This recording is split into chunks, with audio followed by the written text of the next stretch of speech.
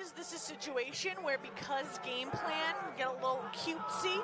Is Leominster going to get a little too cutesy for my liking? This is a business trip in my estimation. This is a situation in which you need to make sure that you take care of business. You got to put on your business suit of emotions. You got to stomp on this field. You got to bring your briefcase and you got to get business done. I get worried about people getting too cute or overthinking the game plan. Oh, absolutely. And, and the fact that maybe a head might get a little too swelled, going into this pregame. Don't get cute. We know Leominster doesn't have to get cute. They don't need trick plays. But, when you look at it maybe being a little overconfident, if either team might be a little overconfident based on the success of the season and what we've seen this week with some awards that were handed out. Leominster garnered some awards this week from the Telegram, the Player of the Year, right? Ricky, MVP of the league, and defensive MVP. We'll go through the names. We heard them last night, and a great testament to the season that they've had. But I'm sure Fitchburg heard some of that. What came out this week too about all the accolades Leominster was getting, and they want to put a little stop to that talk, I would say, and today's a good time to do it. I think you're right. Quick update for Sonny Levine back at Master Control at WLPC 95.1 in Leominster. He asked me to also include Lexington's football team. Concord Carlisle football will be arriving in Lexington for a 10 a.m. kick. Their senior day ceremony start at 9:15, Sonny. I'll make sure I keep that updated in our Around the Region as well for you. So it's not just Central Mass, Kate. Start bringing in the Eastern Mass stuff, too. Oh, yeah, we're not the only game on Thanksgiving, and, our reach is wide-ranging. So, anybody got a game they want us to talk about, we'll do some research. Chime in with us on Facebook or text one of us, and we'll do our best. Well, you're absolutely right. Make sure that you are checking in around the globe, no matter what, on Facebook, on Twitter. We'll get those messages. We'll give the shout-outs. We love making sure that we're connecting with the community. It's all fun and games because we're sitting pretty here at the 50-yard line up in the press box, and we've got the best view in the world. And I tell you, I brag about this venue every chance I get, being able to broadcast from historic Doyle Fields. It's got to be one of the best opportunities a broadcaster can have. And, we're not just homers. We travel, and we see what other teams have, what they present for their own home team fans, and what they offer up for visiting, media and delegations. And, all I can say is we're blessed. Oh, you can say that. and anybody that visits this field is blessed as a visiting team and or media personality. They even have their own booth. And not many venues can say that. No, you're absolutely right about that.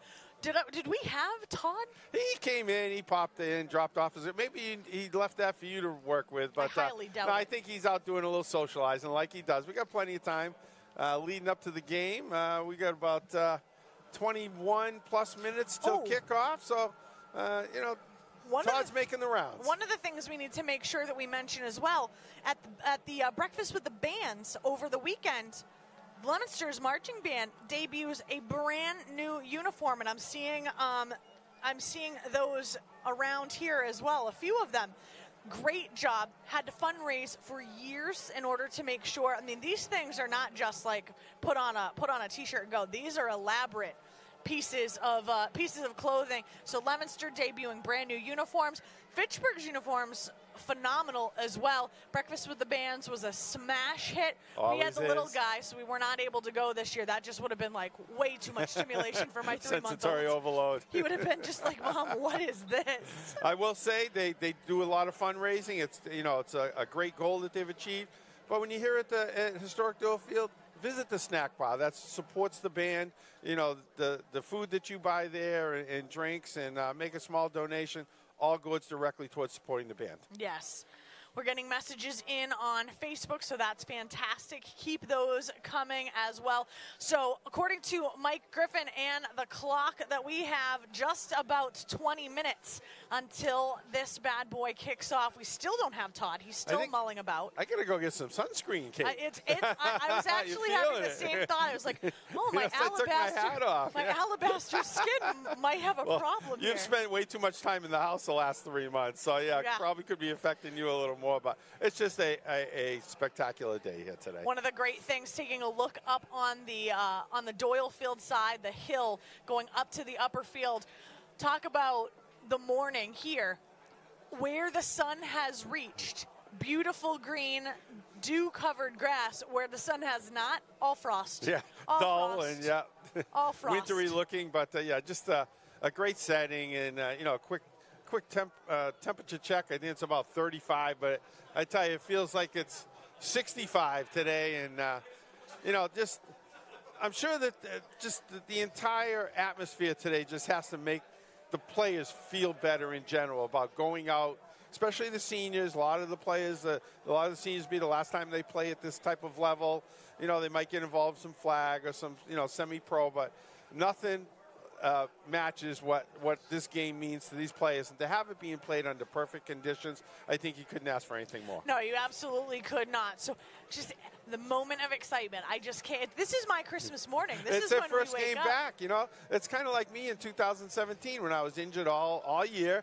But somehow I was able to fight back, and my first game back that year was Thanksgiving, and I absolutely loved it. And I can imagine actually how you feel, Kate. But enjoy it as much as you can, because that smile on the face says it all. It is.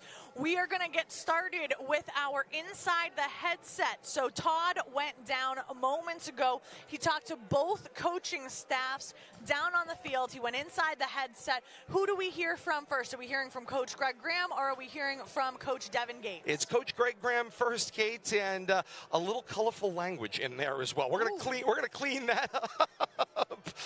He's excited as well. You know you're excited when. Stand by for that.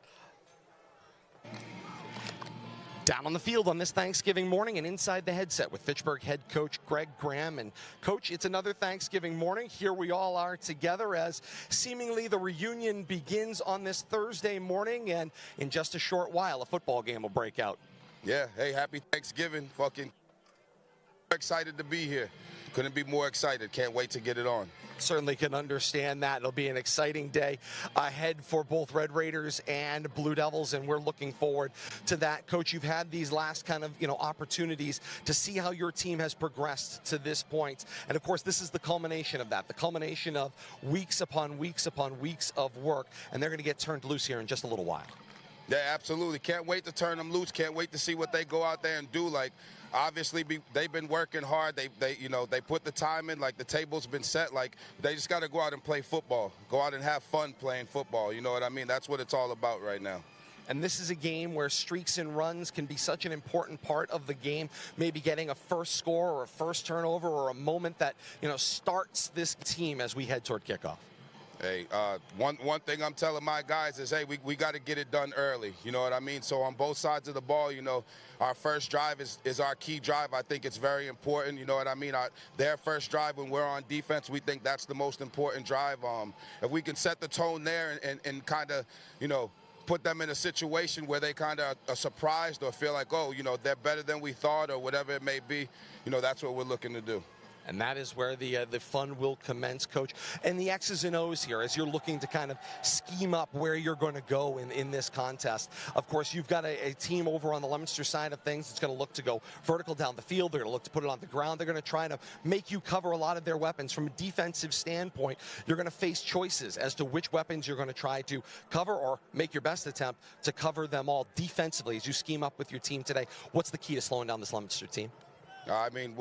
We all know that they like to throw the ball. I mean, they got some good kids on the outside. They have a good young quarterback. So, just mixing up the coverage, you know what I mean? Giving him a look before the snap and then him seeing something different as he goes through his progression, So we're just trying to, and make sure we bring pressure. You know what I mean? We feel like if we can, get in the backfield and put some hits on number 9, especially early, we like our chances to kind of slow down their momentum and slow down their charge. So, that's it. We just got to get after them. That's all we got. We just got to be tougher than they are. Season certainly would bear that out, Coach. In a couple of minutes, you're going to go back up the tunnel.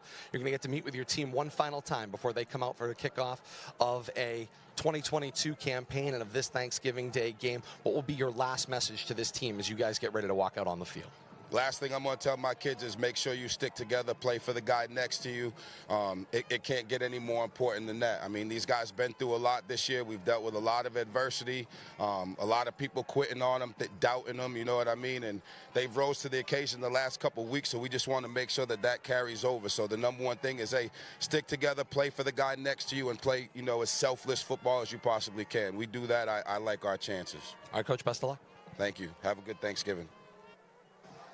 And across the field, we continue inside the headset now with Leominster High School head coach Devin Gates. And coach, the 142nd meeting of these two storied programs kicks off in just a matter of a few moments. And this is that moment, the culmination. The season ends here. And you know, this is one of those things that I thought you summed it up really well at last night's get-together. And you said that you spent a lot of time in your life chasing the feeling that these players are going to experience today. Yeah, I mean, it's really a game like none other. It's a season in itself. You know, I thought Pat Gallagher really summed up everything really, really well, too, when he spoke last night about, you know, just taking in everything, you know, is heightened. You know, just the smell of the air, everything waking up in the morning. It really is just a special feeling. Just a special feeling that, you know, these kids are probably not going to have again. If they do find it, they're going to be the happiest kids ever someplace else. But, you know, for me, you know, I couldn't find this feeling, you know, they had on Thanksgiving mornings the years that I played. You know, I haven't been able to find that anyplace else in my life. And thus you are back here with your team, and this is that final time for this group to come together, and they face a great challenge across the field from them in a Fitchburg football team that, sure, week one they put 48 points up on, but that was 10 weeks ago, and it wasn't Thanksgiving morning. This is now Thanksgiving morning, and it is 10 weeks later, and everybody has grown over a 10-week period, and it's going to be, once the game happens, everything else doesn't matter. Yeah, no, exactly, and they're coming off of a good stretch here at the end of the season. You know, 3 out of 4 or 4 out of 5, whatever it was. You know, they've really come along and put some stuff together. So we're not taking this game lightly. This is Thanksgiving morning. Anything can happen. There's no records here. There shouldn't be any favorites. It's a complete neutral battleground. You know, for the most part. You know, and we got to play our best football to win this football game. And I think that's something that we want to do. I think we have a lot to prove in terms of how we finish the season and losing 2 games to come out and execute the way that we're capable of. And that's what we talked about all week long. And that opportunity will befit your team coming up in a few moments. X's and O's wise, Coach, of course, you know, this is an opportunity to, you know, maybe throw a wrinkle in here or there, but also stay disciplined with the things that obviously you guys have done well all season long. So whether it's defensively getting after the ball and having a really great game plan to shut down the other team, or whether it's offensively diversifying and making people cover a lot of weapons. Yeah, I mean, we got to stick to what got us here, you know, in the first place. You know, that's been, you know, a balanced offense and a really solid, fundamentally strong defense. You know, I think you may see a couple of wrinkles. I mean, there's stuff that we've practiced all year long that we haven't got a chance to run. You know, and if the situation presents itself, we might try to, you know, do a little wrinkle that maybe nobody has seen so far from us. And but you know, if the situation doesn't call for it, then we're not gonna run. We're not gonna run something just to run something. You know, that's not what we're gonna do. We're gonna do what we think is best to win the football game. Thanksgiving morning for both schools is not the day to leave anything in the playbook. In a few moments, Coach, you're going to go back up that tunnel and you're going to get a chance to address this team one more time before a kickoff of a football game to close out this 128th campaign. What will be your final message to this team? It's so tough. This is such a special group. You know, and I mean, every group is special, but when you get a group like this, and for me, it's these guys I've had. This is the first class I've seen through from freshman to senior year, and so they hold, you know, a special place in my heart just for being that class. Not to mention how great of kids, you know, they are in football players and students as well. But it's really going to be just to enjoy this last time out playing football together. Go out there and, you know, cliche land, you know, leave everything out there. But I want them to play for each other. This team is really, really, really tight. It really does feel like more of a family than any other team I've ever coached. And I just want them to go enjoy being with each other one more morning here playing football. Top of the hour, the historic 142nd meeting, the 116th Thanksgiving Day Classic for Leominster and Fitchburg. Coach, what's your key to victory? We got to control the ball. I think, you know, finish drives when we have them, run the football, pass the football well, finish drives, and not let them get any momentum going. Because that's the thing, as we saw last year with some of those fumbled kickoffs or the kickoff returns that we recovered, you know, 3 in a row. That was a huge momentum shift for us, and we feel like we couldn't do any wrong after that. So if we let that happen to us this time around, they're going to feel the same way. So we got to make sure that we play sound football, control the ball, control the game, and I think we'll be okay. All right, Coach, best of luck. All right, thank you, Todd.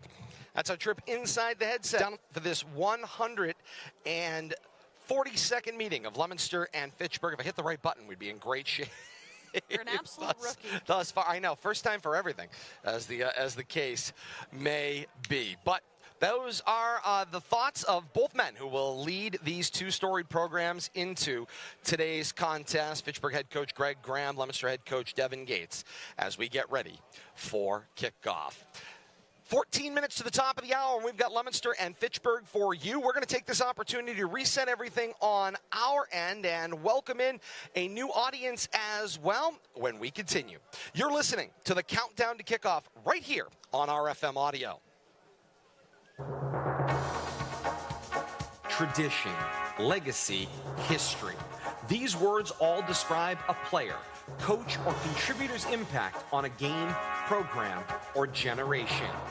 Each week this season, student-athletes of this generation will square off with the goal of best representing their community today or for years to come. Neil O'Connor finds Jake Elaine. Alan Glennie quarterbacks his ball club. Ducky Ice in the end zone. And calling signals, Dave Palazzi. John Ulecki. Warren Muir. LeClaire. Jack Rodequins. Bobby Mativier. Jason Tumbley. Devin Gates. Quentin Tiggs. Cortez Ludden. Di Geronimo. Stephanides. Sean Dupuis. McDonald. Graham. Quentin Perkins. Geraldo Rivera. Gray makes the catch in the end zone for the touchdown. Who will have their name weaved among the tapestry of legends? Who can add their name among the football greatest in Central Massachusetts? You'll find out right here on RFM, continuing a legacy and tradition of audio excellence established by generations of great play-by-play teams gone before. Yours truly, Tom Connery, Dave Spence, and Warren Muir. This is Joe White. With me this morning is Dickey and Ron Lamont. Ed Coleman along with Joe DeCarolis and Mark Landon. This is Dave Clark along with Mike Flynn. I'm Dave Spence along with my partner Luke Connery. Todd Robbins alongside Ben Parker. Todd Robbins, Bill Thomas, Kate Robbins, and you. Great to have you along with us. Stories told through the words spun by legends. The stories continue to be described by the award-winning team of today. It's time for high school football with the award-winning team of Todd Robbins, Bill Thomas, and Kate Robbins.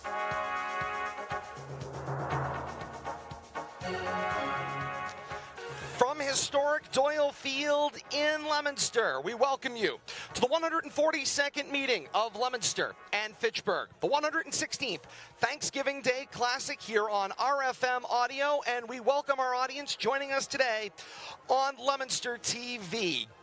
Good morning, everyone, and welcome to historic Doyle Field. Leominster and Fitchburg ready to do battle on the 116th Thanksgiving Day Classic, and it's great to have you along with us, whether you're joining us on Verizon, Channel 32, Comcast 9, or streaming at Leominster.tv the world over. As Kate likes to say each and every year, hey, shout it out, put it out on social media. Kate's following along. The high school class reunion of these two Twin Cities begins with this broadcast each and every year, and we'll drop those in as we proceed throughout the morning. We welcome those of you joining us on RFM, YouTube, Facebook Live, Twitch. We welcome those of you joining us for the first time on a Thanksgiving morning on 95.1 FM, WLPZ, and WLPZ.org. And we welcome those of you joining us on Leominster TV. Wherever you are and however you choose to participate, it is great to have you along with us as this tradition continues in these communities. It's going to be an exciting football game coming up. Leominster is 7-3 overall record. Fitchburg 4-6 overall record. All-time records. Leominster owns the all-time advantage in this series. 70 wins, 61 losses, and 10 ties in the previous 141 meetings between these two schools. A Leominster win today would be the 800th in program history, per the Worcester Telegram's Dean of the Sports Department, Bill Ballou. So we will keep an eye on that as the day continues as well. The first game is disputed. I was going to right off the bat. Right off the bat. But so it begins. But wasn't Bill at that first game? So. And I think Dick was PAing it. So That's what he said this morning. The voices you hear, Todd Robbins, great to be with you once again. Bill Thomas, Kate Robbins alongside, and great to have you all with us here at the press box here at Doyle Field as we get you ready for Leominster and Fitchburg. About 10 minutes to kick off. We'll get you the starting lineups coming up in a matter of moments, but no Thanksgiving morning would be complete in my broadcast tenure, going all the way back to 1999 when I was a high school freshman and called my first Thanksgiving Day, sharing a window with Dick Tucker at the time in the old layout of historic Doyle Field. Then my first analyst, who was down on the field at the time, he was the man working the chains. He was the captain of the chain gang. That is the LHS poet, Bob Cross. He has already called in this morning to say happy Thanksgiving. We return that back to you, Bob. Happy Thanksgiving to you from Bill, Kate, and myself. And no Thanksgiving broadcast begins without the words of the LHS poets. This one from circa 2015. Thanksgiving Day High School Football Classic between Leominster High School Blue Devils and the Fitchburg High School Red Raiders always creates a special kind of magic in the air. And for either team to lose is always so unfair. It is war. It is love. It is football tradition at its very, very best. With 100% effort from each player, you will witness nothing less. It is the bonding of two communities into one for a worthwhile cause. So when we stand in front of Old Glory on Thanksgiving morning, let us pause and thank the good Lord for letting us be part of this most festive occasion. For anyone who participates will forever be thankful, and everyone who attends the game will forever be grateful. It is the greatest rivalry in the entire land, so proud we all should stand. Let us also salute both teams' cheerleaders and bands, for they too work very hard and lend a big hand in making this the best rivalry in the land. Now, a hard-fought game it is certain to be, and some will even fall. So let me at this special time wish good luck to all, as the referee blows his whistle and the kicker kicks the ball. So don't you miss a tackle, block, kick, pass, or run. Buy a Turkey Day ticket and enjoy the fun. Now, good luck and God bless everyone in the future, and a happy Thanksgiving to all from the LHS poet. The Leominster High School Blue Devils will win. I just know it. And that's the Leominster High School poet, Bob Cross, circa 2015. Bob, hope you're enjoying the broadcast today from home. Enjoy this one today. Have a great Thanksgiving. Great to have you with us as always. Time now for the starting lineups for these two communities, Leominster and Fitchburg. Let's meet first the defense for these Fitchburg High School Red Raiders, introduced by their head coach, Greg Graham. This is head coach Greg Graham, and this is my Red Raider defense. Defensive end number 5, junior Devani De Leon. Defensive end number 71, sophomore Ephraim Nepo. Defensive nose guard number 75, junior J.J. Casillas. At linebacker, number 21, senior Antonio Santiago. Number 22, junior Raul Rosado. Number 4, senior Harvey Early Jr. Number 8, a senior Joniel Silvestri. A defensive back, number 15, senior Dorian Wells. Number 6, senior Stephen Bate. Number 14, senior Josh Nardi. And number 3, senior Josh Medina. And Coach Graham's defense will look across the line at this Leominster High School starting offense, introduced in their own voices. Cyrus Lopez, number 9, freshman, quarterback. Makai Centinuen, number 2, senior, running back, captain. Rick Encarnacion, 0, senior, receiver. Brian Aguilar, number 1, senior, wide receiver. Caden Drinkwater, number 8, freshman, wide receiver. Joshua Cormier, 44, senior, H-back. Logan Arcee, number 54, senior, left tackle. Delmar Wright, number 52, senior, offensive line. John Escabi, 56, senior, center, captain. Corin Sullivan, number 73, senior, offensive guard. Tony Kendall, number 69, junior, offensive tackle. And that's Leominster's starting offense for this 142nd meeting of Leominster and Fitchburg. Now let's flip sides of the football. Let's meet the Fitchburg High School offense as introduced by head coach Greg Graham. This is head coach Greg Graham, and this is my Red Raider offense. At left tackle, 79 senior Hayden Paul. Left guard, number 58 junior Melvin De Leon. At center, number 70 senior Manny Encarnacion. At right guard, 59 sophomore here Nate Hankins. Right tackle, 75 junior JJ Casillas. At tight end, 14 senior Josh Nardi. At wide receiver, number 3 senior Josh Medina. Number 15 senior Dorian Wells. At fullback, number 5 junior Devani De Leon. At tailback, number 25 junior Eli Gonzalez. And at quarterback, number 11 junior Lucas Bolak. And that is the Fitchburg High School starting offense introduced by Coach Greg Graham. And now the Leominster High School starting defense as the captains head to midfield for the coin toss. Bill Thomas is all over it. He'll have the coin toss update in a moment.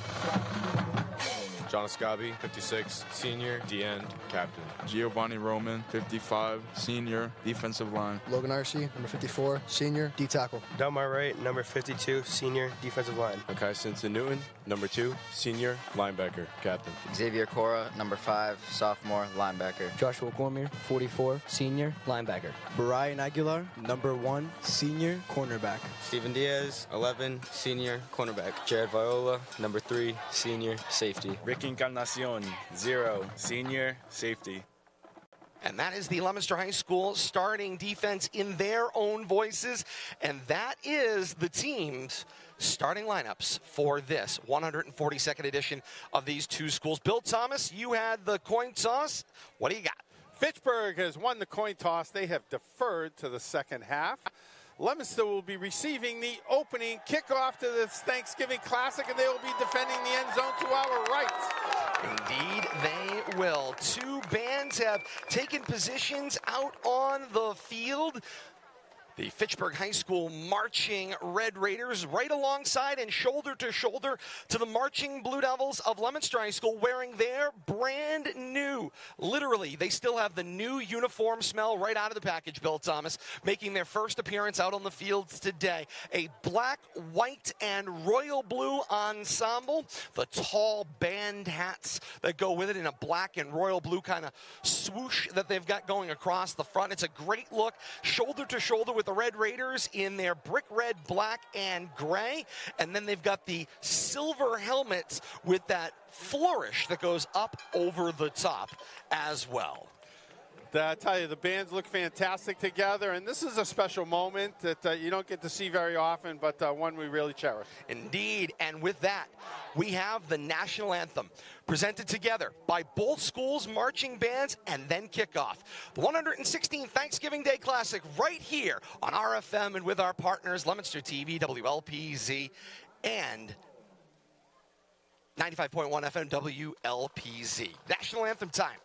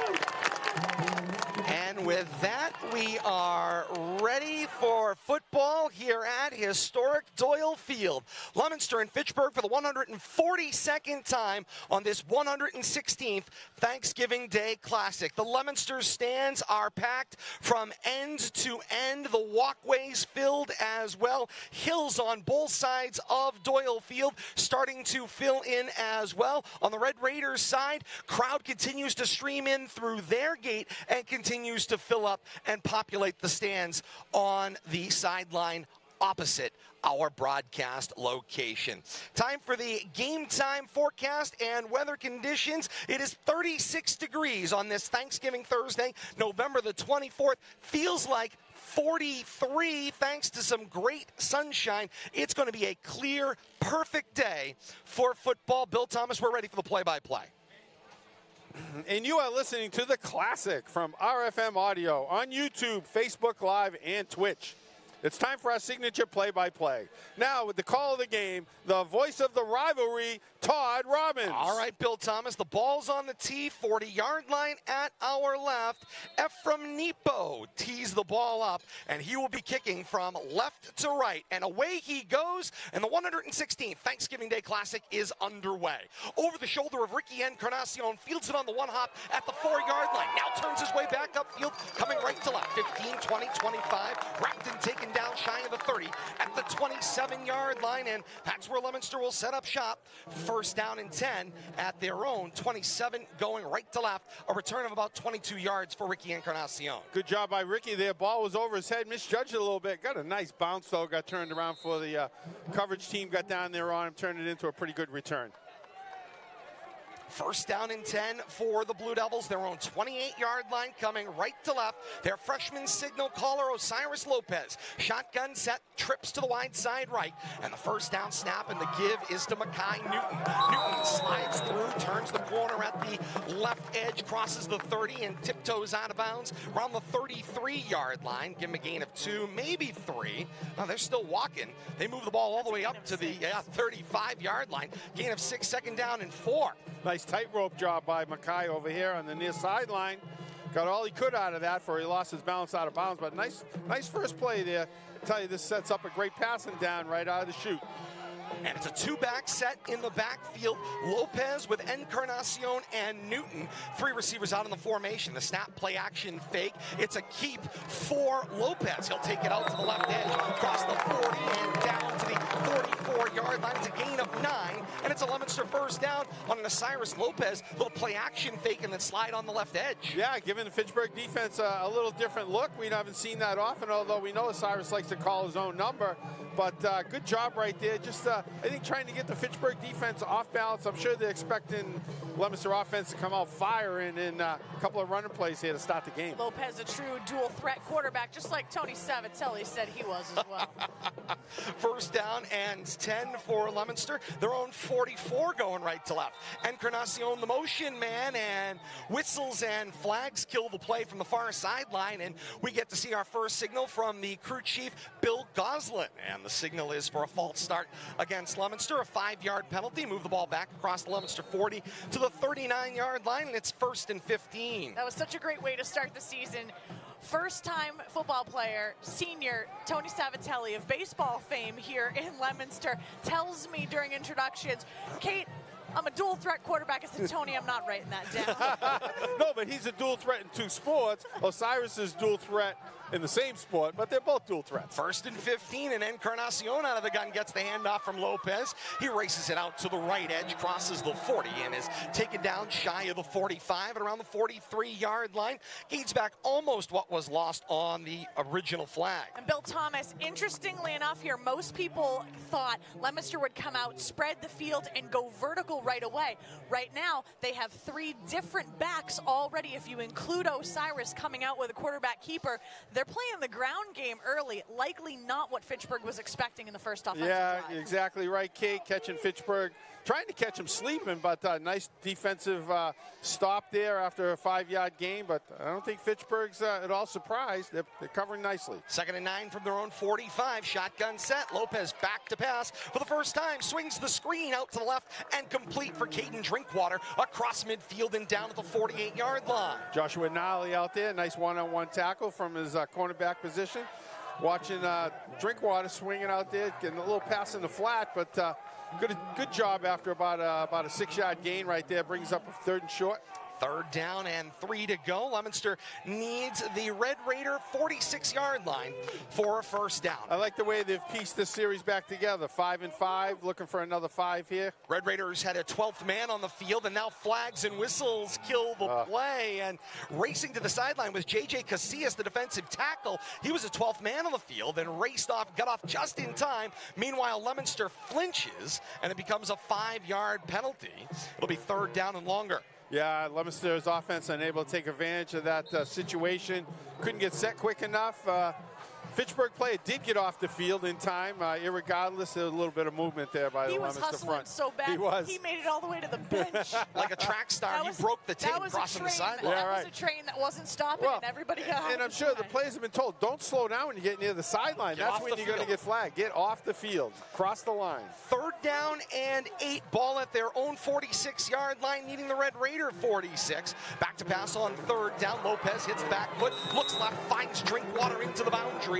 Complete across midfield and out of bounds at the 47-yard line. It's a gain of 5, and it will leave a 4th down and about a yard to go. And Coach Devin Gates will face an early decision around midfield. More like 4th. They're giving them short, a little bit shorter on the yardage there as far as what they gave him on that gain. They're going to be 4th and about 2, Todd. And yeah, I think Drinkwater lost the track where he was. He turned that out into the out of bounds. He might have turned that in for a couple extra yards. Going for it on 4th down. And Leominster goes snowplow right, and a snap for Encarnacion. He gets behind the block, crosses midfield, and reaches up toward the 45-yard line, and he has enough for a Leominster 1st down, and this opening drive of the football game continues. That was close, but he got that right foot spot, Todd. Gamesmanship is afoot, however. Fitchburg's band has not stopped playing during action. It'll be very interesting to see if they get spoken to. Leominster's has been quiet. What are they going to do when Fitchburg takes the field? Start matching them. But nice spot right there. I think Leominster might have got a little break, but good effort by Encarnacion. 1st and 10 for Leominster at the Red Raider 46. On a 5-step drop, it's Lopez. Goes safety valve, complete out of the backfield for Newton. Newton's got some space, working his way outside the numbers left. 45-40, and steps out of bounds shy of the 35 after a gain of 9. A nice pickup on a play where he was making it up as he went. Yeah, and he had Drinkwater running free across the center of the field, too. He was running a big post pattern there, and he had his coverage beat. But good job dropping it off to the safety valve there. And no sense trying anything that's 50-50 balls. We've seen Leominster get in trouble with those. You don't want to stem any momentum you might be building here in this 1st drive. 8th play of the drive coming up for the Blue Devils. 4-receiver formation. Drinkwater's on the numbers left in one-on-one coverage. Encarnacion comes right to left. They fake it to the motion man. Lopez facing a blitz on his backside. Flips it off complete for Encarnacion. Now whistles, and they say it's incomplete. Encarnacion had a foot on the white sideline. Yeah, I think he might have been out of bounds. If he had been out of bounds and then came all the way back in, I think that would have been a flag of some sort. But the first must have been out of bounds when he touched it, never reestablished. But once again, he couldn't be the first touch. Showing a good 3rd down and short. 3rd and about 2, Bill Thomas. Yeah, good job by Lopez, though. Got his head up. I tell you, he avoided a sack somehow, ducked away from it. But looking for that 2nd and 3rd receiver, which is nice. He's got away from them 50-50 lobs and, praying for the best. Drinkwater not happy right now out there at the receiver position. 2 receivers tight to the boundary left, and Aguilar, the sole receiver, wide to the right. The shotgun snap, give it to Makai Newton. Newton goes straight forward into the pile and continues to churn his legs, reaching toward the 35-yard line, and he will be deterred at the 36. We'll leave him about a half a yard short. It'll be 4th down and short for Leominster. Yeah, they're not moving that line of scrimmage marker very much. It's going to be a long yard, Todd, and I fully expect more of the same here. Leominster a little bit of power football. 1 for 1 so far on 4th down in this drive alone. So now their 2nd attempt, they need a yard. 7.5 minutes to play in a 1st quarter, 1st drive in a scoreless classic.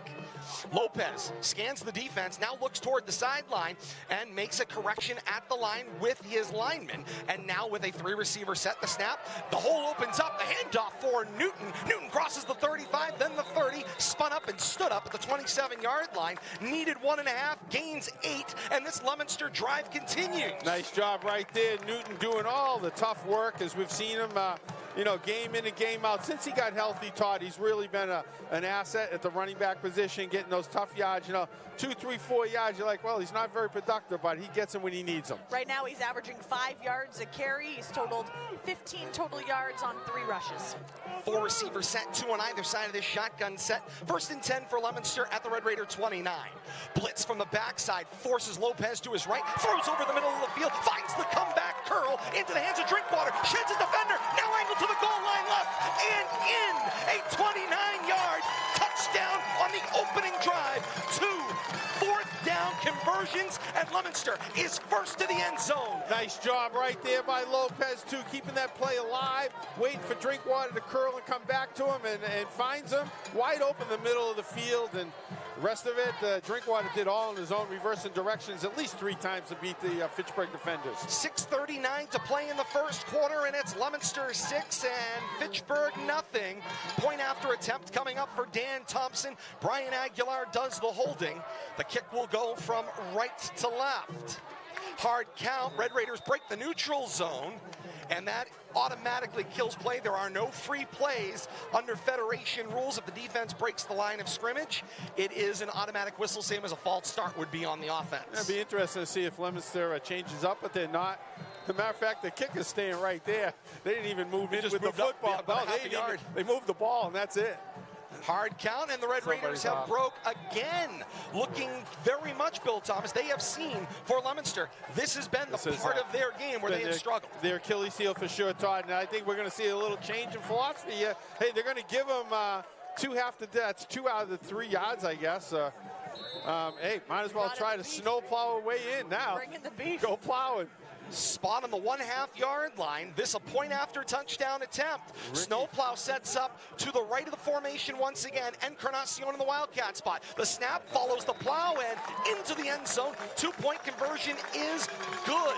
Back upfield come the teams in the Classic. 6:39 to play in the first quarter. And it is Leominster 8 and Fitchburg nothing. Kate, what a drive for Leominster.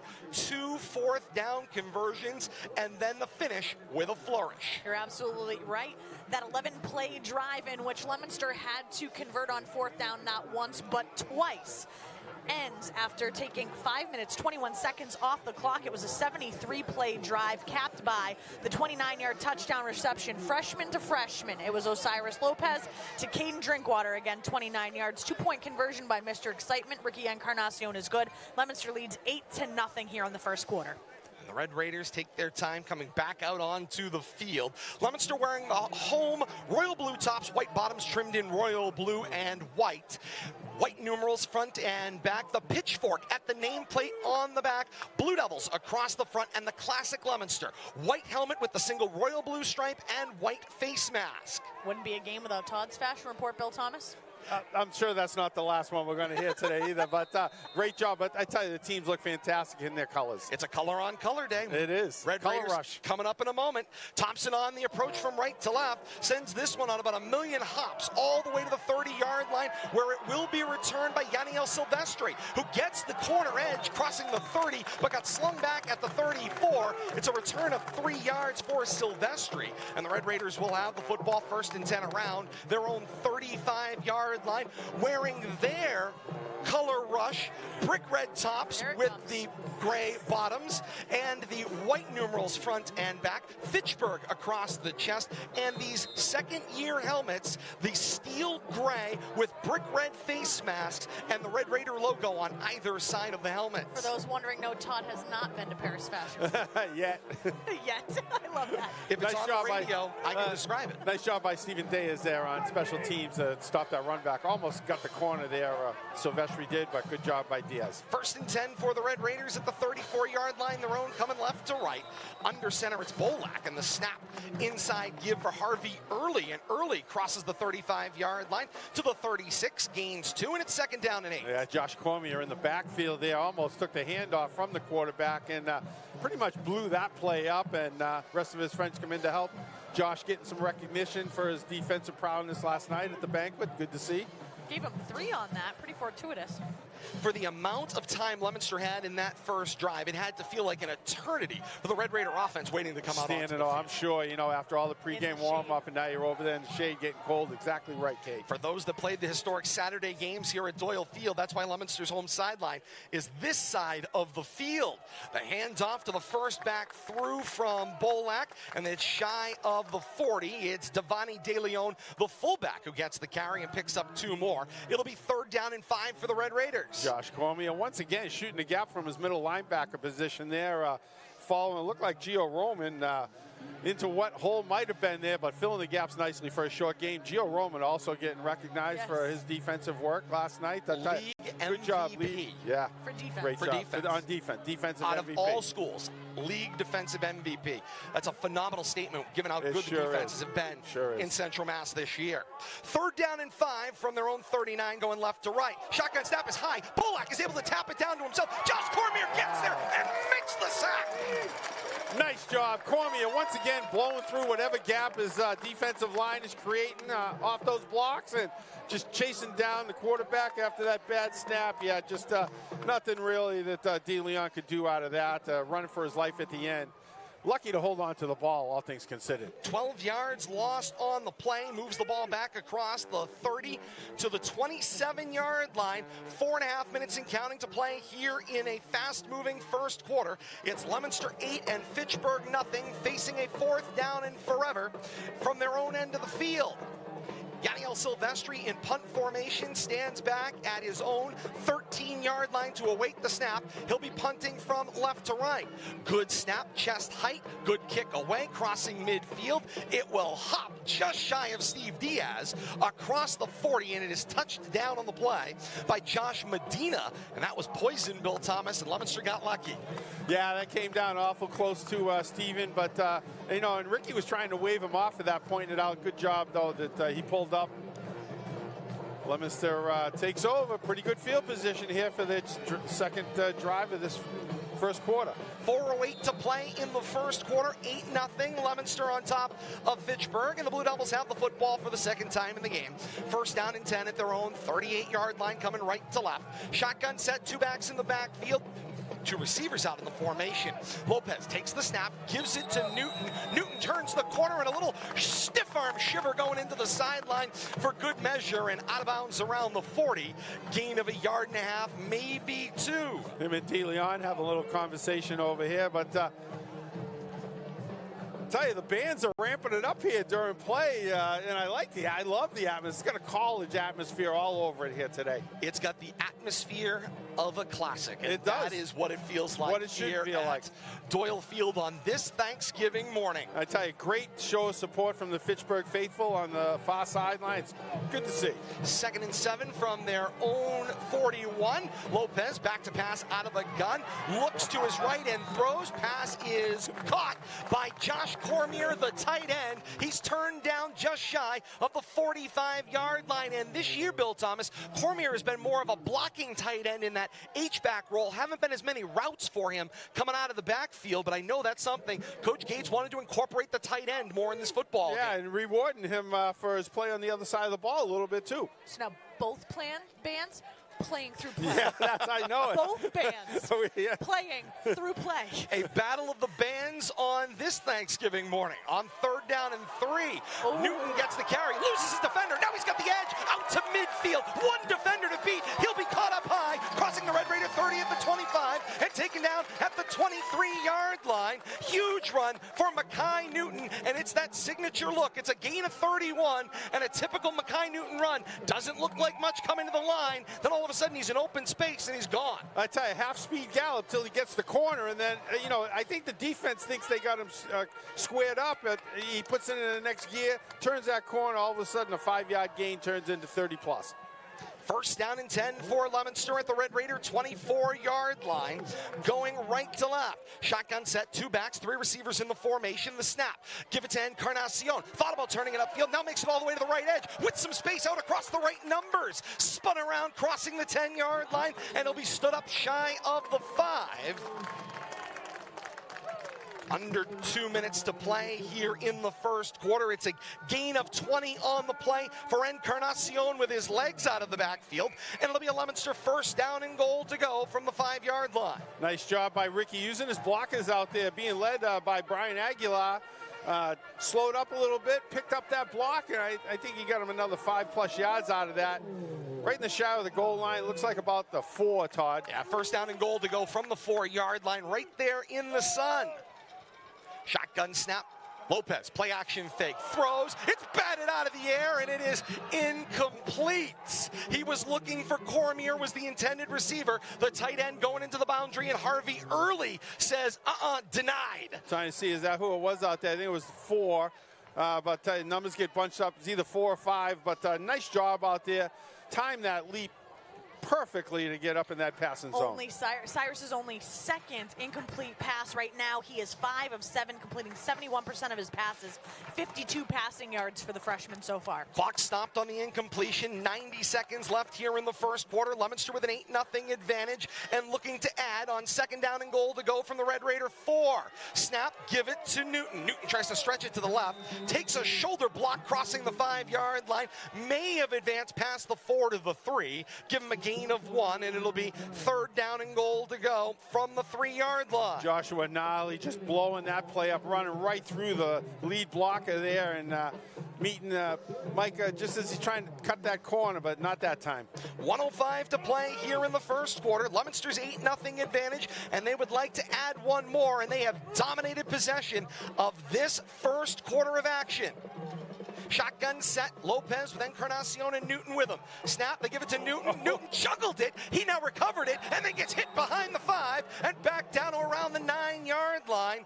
Loses 4, 5, maybe even 6 on the play as Mackay, Newton, and Lopez struggled with the exchange of the ball, and then all of a sudden a circus act broke out as Newton's juggling the ball and is lucky to have come up with it. He's lucky that came back down in his hands, but Mackay did a good job keeping his eyes on that ball and, corralling it, not trying to do too much, but once again, 4th down territory. Now Coach Greg Graham wants to spend a timeout. 24 seconds left in the first quarter. 8-0 is the advantage right now for Leominster, and facing a 4th down and goal to go here. Greg Graham says, let's talk about this on defense, because a defensive stop for the Red Raiders could be crucial here late in the first quarter. Yeah, this will be huge, because you don't want to start try to trade scores when you're down 2. You never get caught back up, especially in this type of game. So yeah, big play right here. 4th down, Leominster's 2 for 2 so far on 4th downs here in the first quarter. You have a situation where if you're Coach Greg Graham, obviously the obvious potential is that it's a pass to Encarnacion because he's been so phenomenal. But right now, Leominster has so many weapons. Newton, he can pick up the 8 yards if you need it. You've got the freshman in Drinkwater who's electric as well. You've Encarnacion, and now, hello, Josh Cormier, tight end. I'm going to catch the ball here on Thanksgiving. A lot of weapons for Leominster. Coach Greg Graham has to make sure that his student athletes focus on their job and make sure that each of those weapons is covered on defense. And it could be a pick your poison sort of situation. Leominster, meanwhile, faces a 4th down and goal to go from about the 9-yard line. It's the biggest 4th down yardage-wise they've had of the 3. Aguilar's out there, too. They got trips to the right. I saw that. They do. Trip set up.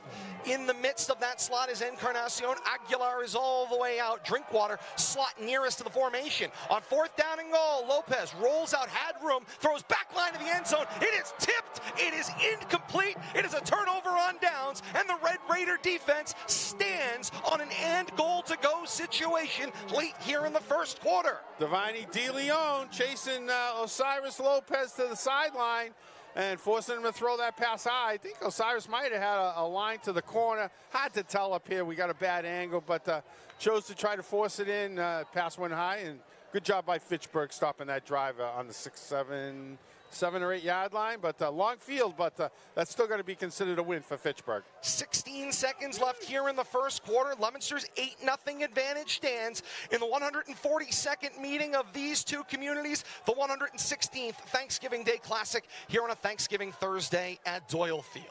Second offensive possession for the Red Raiders starts with a straight back I formation. Bolak under center. The snap and the give. Handoff went inside for Eli Gonzalez, who was dotting the I as the tailback. Got it out to the right edge, crossed the 10-yard line of the 11. Gains 1, second down and 9.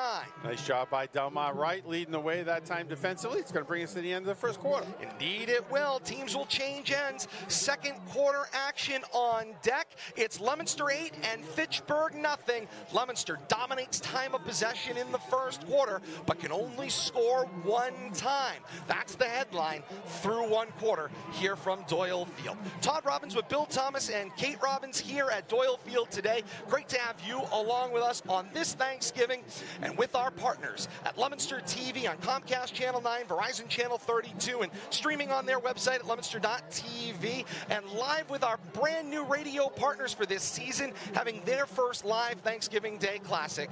It's 95.1 FM WLPZ and WLPZ.org. Sonny Levine at Master Control, pushing the buttons and making the magic happen, and it's great to have them along with us on this Thanksgiving as well. And for those of you joining us in this weekend's delay, our partner Dick Tucker, Tucker 56 Radio, TUCKA56radio.com, all of us working together all season long, and for this classic, we're so pleased to support the student athletes and institutions as the legendary soundtrack of football in Central Massachusetts continues right here on RFM Audio. It's great to have you with us on this Thanksgiving. Kate, through one quarter, what stands out on your stat sheet? All right, if we take a look at let's take a look at team totals first.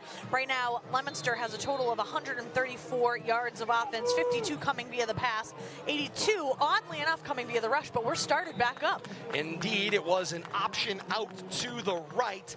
First man to the hole, it was Devani DeLeon, the fullback, plows forward for two more. It'll be a third down and 7 to go for the Red Raiders, right across their own 10 at about the 11-yard line.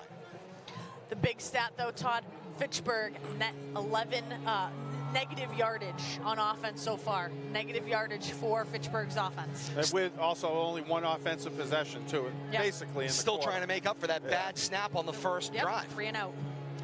Third down and 7 from their own 12-yard line. Bolak having a conversation with DeLeon behind him. He'll go up under center in the single back set. The snap, play action fake. Back to pass with pursuit. Out to the sideline looks, and the pass is long and incomplete. Intended receiver out there was Dorian Wells, who had beat his defender down the sideline, but Bolak just barely missed him. Yeah. Oh, go ahead, Kate. Another 3 and out for the Red Raiders. Yeah, Xavier Cora bearing down there on Bolak. Had to get rid of it a little quick. Receiver couldn't catch up with it. 11-12 to play here in the second quarter, an 8-0 Leominster advantage, and it's a fourth down and 7 to go for the Red Raiders. They will face a punt situation here. Yaniel Silvestri will stand back at his own goal line, actually across the goal line. It's about 2 yards deep in his own end zone to do the punting. Yeah, a little slow on the change here on special teams too, but officials giving him time before they put the ball in play. Ricky Encarnacion stands around the Red Raider 37, 38-yard line to return this one. Chomping at the bit to get his hands on this one, Todd and Kate, I'm quite sure. Silvestri 2 yards deep on this fourth down punt. Puts a good foot into it, angled toward the sideline. It will hop just in bounds at the 39-yard line and then roll out at the 41. Yep. So it is Leominster football, 1st and 10 at the Red Raider 41-yard line. Going left to right, a punt of about 30 yards, and hey, keep it away from Encarnacion. And Bill Thomas, low-hanging fruit, best starting field position for the Blue Devils of the game. I tell you that, and I'll grab that other one. They've definitely dominated the time of possession. Certainly.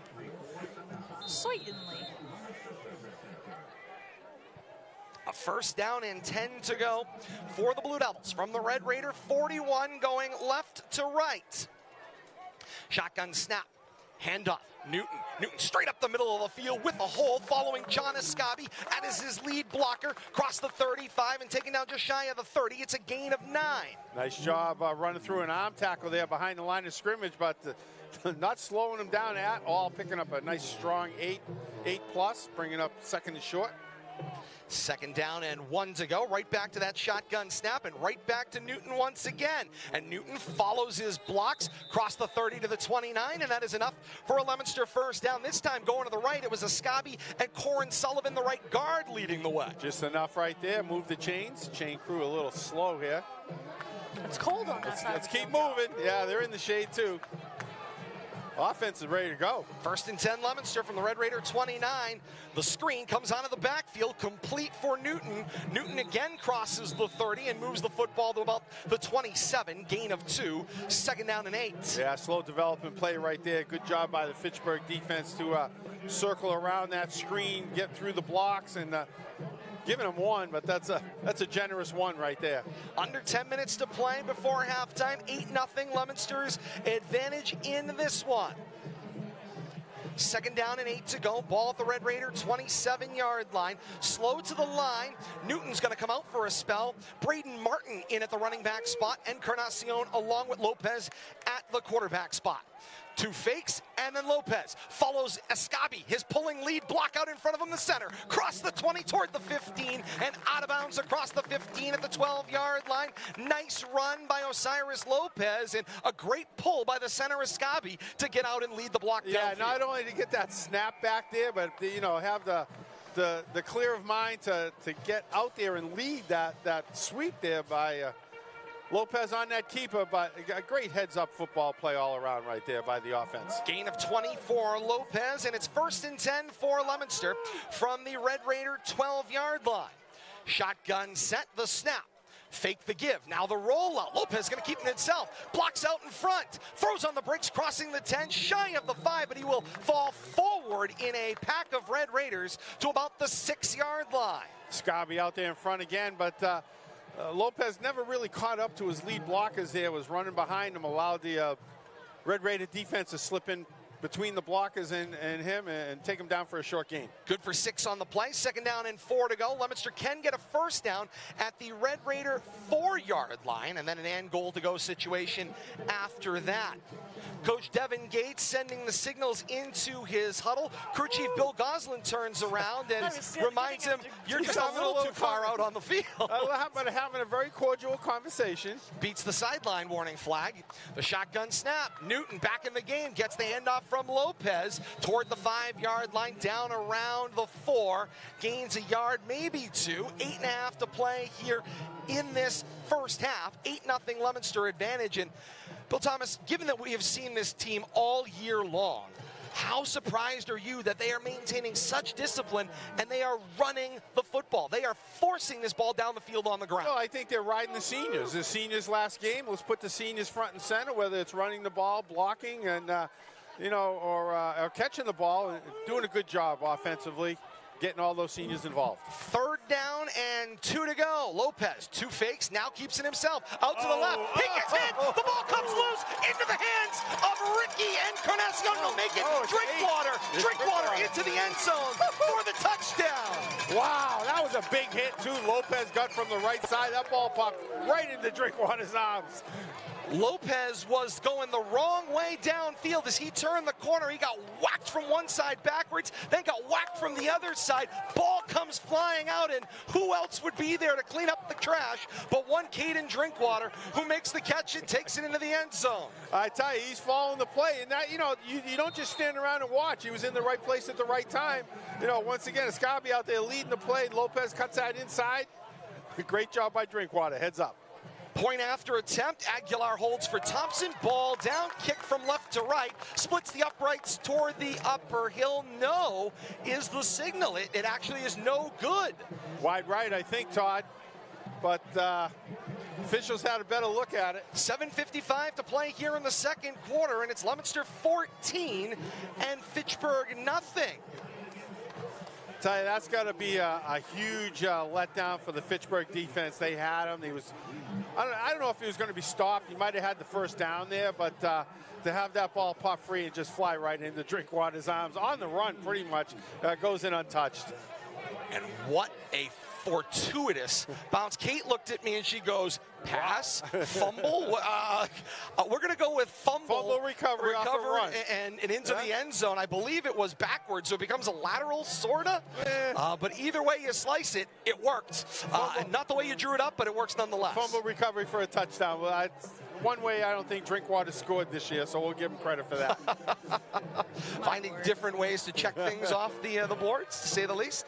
Ball comes back on the tee, 40-yard line at our left. And on this November the 24th, we harken back 67 years to the day. November 24th, 1955. Leominster, a 39-7 victor over Fitchburg on that day. Frank Novak Sr. was the quarterback for Leominster, was featured this year as part of our recipe for a classic special, and Togo Palazzi was part of that team as well. And the list of Leominster legends continues as the ball kicks straight up the middle of the field, and it is taken by Martin right down around the 43-yard line. Antonio Santiago will stop it up there for the Red Raiders. And Bill Thomas, 67 years to the day for a win for Leominster. That's my birth year.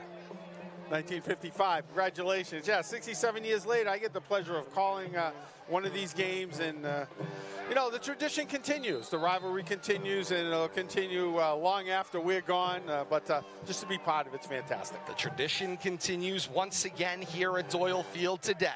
Red Raiders' third touch of the football, first down and 10, their own 43-yard line going right to left. Straight back I formation, the handoff for the fullback De Leon. Stopped up on the play, Henry Marte makes the contact. Yeah, I had to look there. I haven't called Henry's name today, but in the backfield on that, at the point of handoff, no gain, and lucky not to have, Fitchburg's lucky not to have put the ball on the ground right there. 7.5 minutes and counting to play here in the second quarter. Leominster's advantage is 14-0, and the defense, which has been their hallmark, continues to give the Red Raiders fits, who they are a power football team. That's what they have been historically, and they are continuing to try to establish once again here.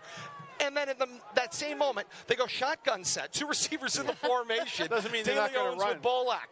Claps for the snap. Bolak hits the back foot, launches up that right side. Jump ball is intercepted. Steve Diaz makes the interception for Leominster at the Blue Devil 27-yard line. Steve Diaz has been everywhere this year. Offense and defense, comes up with the INT on this Thanksgiving Day. Nice job right there. And Steve looked like he was the intended receiver. Had that outside position on the sideline, looking back, and it almost looked like the Fitchburg wide receiver was covering him. It went right over the Fitchburg's receiver's hands and fell right into Stevens. Great job. He looked like the offensive player, but all based on his great positioning there from that cornerback position. Offensive coordinator Christian Lopez on the Fitchburg side would go back to that play because they ran it on the previous series, and they did. The receiver got open, beat the defender down the sideline. The throw was just a little long, so they go back to it here, and it's an interception. 1st and 10 for Leominster, and on the first down handoff, it's Newton who's seeking contact. 10 yards, crossing the 35, then the 40, and down at the 45-yard line. It's a gain of 17 on the play. And it runs over at least 2 Red Raiders en route to those 17 yards without even slowing down. This is about as aggressive as I've seen Newton with his shoulder and his shimmy work. He's been absolutely masterful. He'll get the first down handoff again, crossing midfield, and he's pushing forward again across the Red Raider 45 to the 44-yard line for a Leominster first down on a gain of 12. I tell you, he's running with renewed vigor, Todd, and you know, he was injured the first 3-4 games of the season. He worked his way back into shape slowly.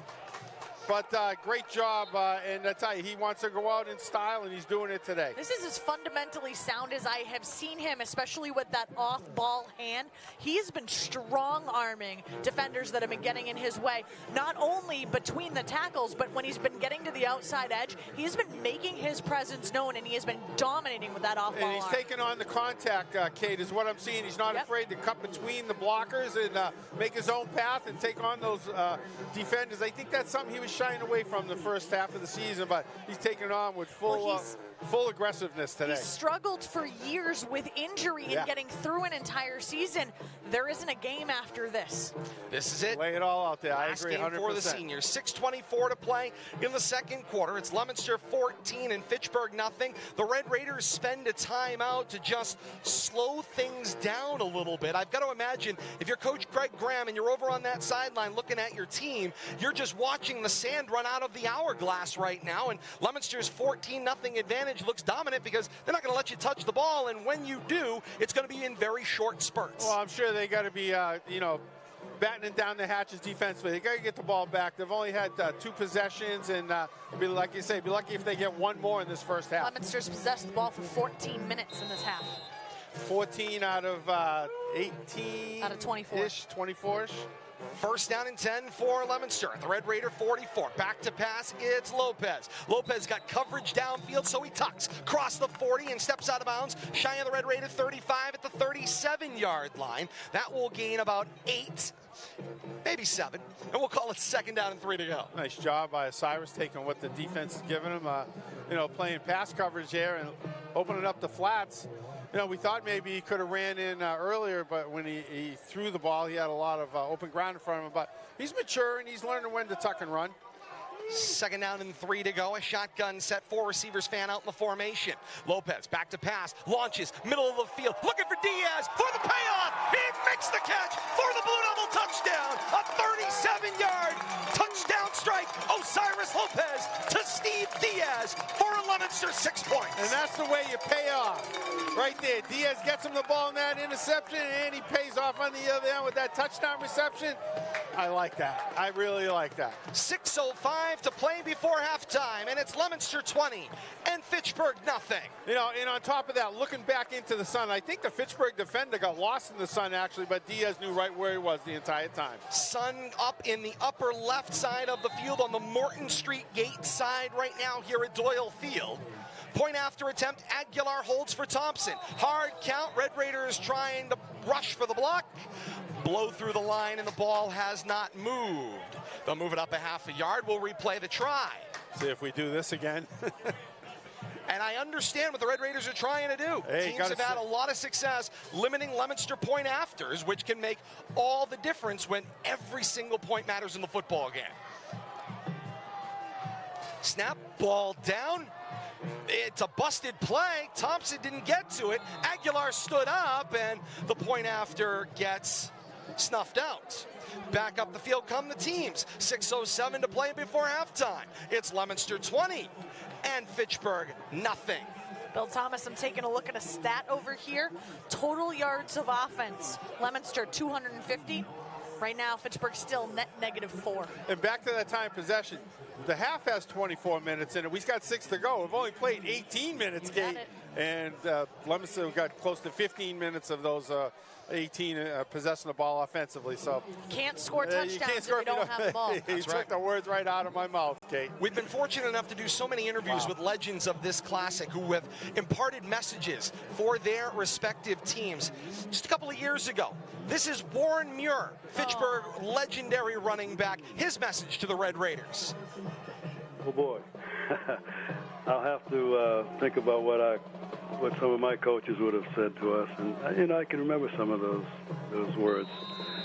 I guess if I were in the position of the coach, I'd say, boys, you worked all season to prepare for this game. The winner will be better conditioned, block better, tackle better, kick better, run better, throw better, and catch better. Simple as that. Boys, give 100% from kickoff to the final whistle. If you get knocked down, jump right back up and get back into the pursuit of the game. On the first play, offense or defense, knock your opponents on their backs. I'd use another word, but I'm trying to be nice in case any ladies are listening. And what a lovely man. That is Warren Muir's words for the Red Raiders, and the Red Raiders need it right now. Kickoff was returned across the 20 to the, across the 30 to the 32-yard line, and now a 1st and 10. Back to pass, it's Bolak. He'll swing that pass out complete for Josh Nardi. Cross the 40 to the 43-yard line, and it's enough for a Red Raider first down. One of the few they've gotten in this first half. And The first down. I knew there was few and far between. And Bill Thomas, when you listen, it's great to have the instant stat lady. Oh, absolutely. I love it. Instant stats on instant site. Stat lady. But how about the words of Warren Muir talking about this game? Team that blocks better, that plays better downfield, that executes better. Take charge from the first play. And thus far, that has been Leominster in this first half of the football game. First down and 10 to go for the Red Raiders. Their own 44 going right to left. Shotgun snap. 2 fakes. Bolak is wrapped and taken down for a sack. Back across the Red Raider 35 at the 33-yard line. It's a loss of 9. And in there on the play was Henry Marte once again. Saw Delmar right in there with Gio Roman as well. And that entire front four was in there, one facet or another, either causing Bolak to run for his life or in on that tackle. But Bolak swinging that ball around very carelessly, too. Lucky he didn't get that ripped away from him, but got to take a little better care of the rock there and he was looking for help, though. As soon as that ball was snapped, he knew he was being enveloped, looking for help. And right now, every step forward, Fitchburg they take 2 back. Second down and long. Bolak back to pass. Throw looking slot to the right. Passes caught crossing midfield. And that's Dorian Wells on the comeback to gain a 15 to the Leominster 49-yard line. Nice job. And, that's what Bolak's got to do. He doesn't have a lot of time to set up back there. He's got to pick a spot and just throw to it. Those little cut patterns across the middle right there. It's the quickest way for your receiver to get open and you not have to worry about getting chased around. A 15-yard gain, Todd, brings up a 3rd and 4 for the Red Raiders. Passing the 4-minute mark here of this first half, a 20-0 Leominster advantage. Trips left after the motion man. The high snap fielded by Bolak. Handoff went for De Leon. It stood up at the line and pushed back from midfield. Gio Roman comes out of the pile, hands on and not letting go. Brings up a big 4th down here for Fitchburg. They gave him no gain on the play at the Leominster 49-yard line. What do you do? It'll be 4th down and 4 to go. What do you do if you're Fitchburg? I don't think you have any choice, Bill Thomas. Not when you're down 20-0. You're getting the ball back. You are getting the ball back after halftime. You deferred at the coin toss. But at this point, I feel like you're on that slippery slope where you may not be able to crawl back out of it. Dangerous ground if you don't get this first down. Yeah, either. Bolak gets the snap on 4th down. The busted play. Bolak with some room. He crossed the 45 to the 44. He had the first down, but the ball has been ruled fumbled, and Delmar Wright comes up with it. Knocked out there. I didn't see who created that fumble, but looked like Bolak had plenty of yards, but a little careless once again with the football, but a big hit from a Blue Devil. Had the first down, Bill Thomas. Had the first down, he did, but didn't tuck it away. Big hit by somebody there, but Delmar right on the spot. Disaster for the red and gray on this Thanksgiving morning. 1st and 10 for Leominster after the fumble and recovery at their own 48-yard line. 3:08 to play before halftime. Leominster with a 20-0 advantage, trips to the wide side left, and a shotgun set. Lopez back to pass on the delay, opens up in the middle of the field. He slides across midfield to the 47, and that was, we'll call that the slip and slide to the 49-yard line. We'll work on that. You got to get the figure 4 down and slide forward. Somebody go wet down some grass for him. Devine De Leon, nice job, stopped and then helped him up. I'll give him some credit for that, but Lopez is learning. He's learning. I don't know if they still run the Bolton baseball camp, but that's where I learned how to slide. They went down that field. Just go out there one afternoon. Just keep sliding. He's getting better. 2nd down and 6 to go. Shotgun set, trips tight to the boundary right. The give is for Newton. Newton dances inside and out, inside and out. Now he'll dance out to midfield and be pushed out of bounds at midfield. Short loss on the play. Nice job by that first level of Fitchburg defense to contain that outside edge. Leominster's been able to run through the tackles, up those gaps, up the middle, and they've also been able to bounce it to the outside. That's the first time that we've seen Fitchburg's defense contain the exterior edge. Yeah, and we've seen the offensive linemen for Leominster get out there and lead those sweeps. Newton just taking a little too much time there to make his cut upfield.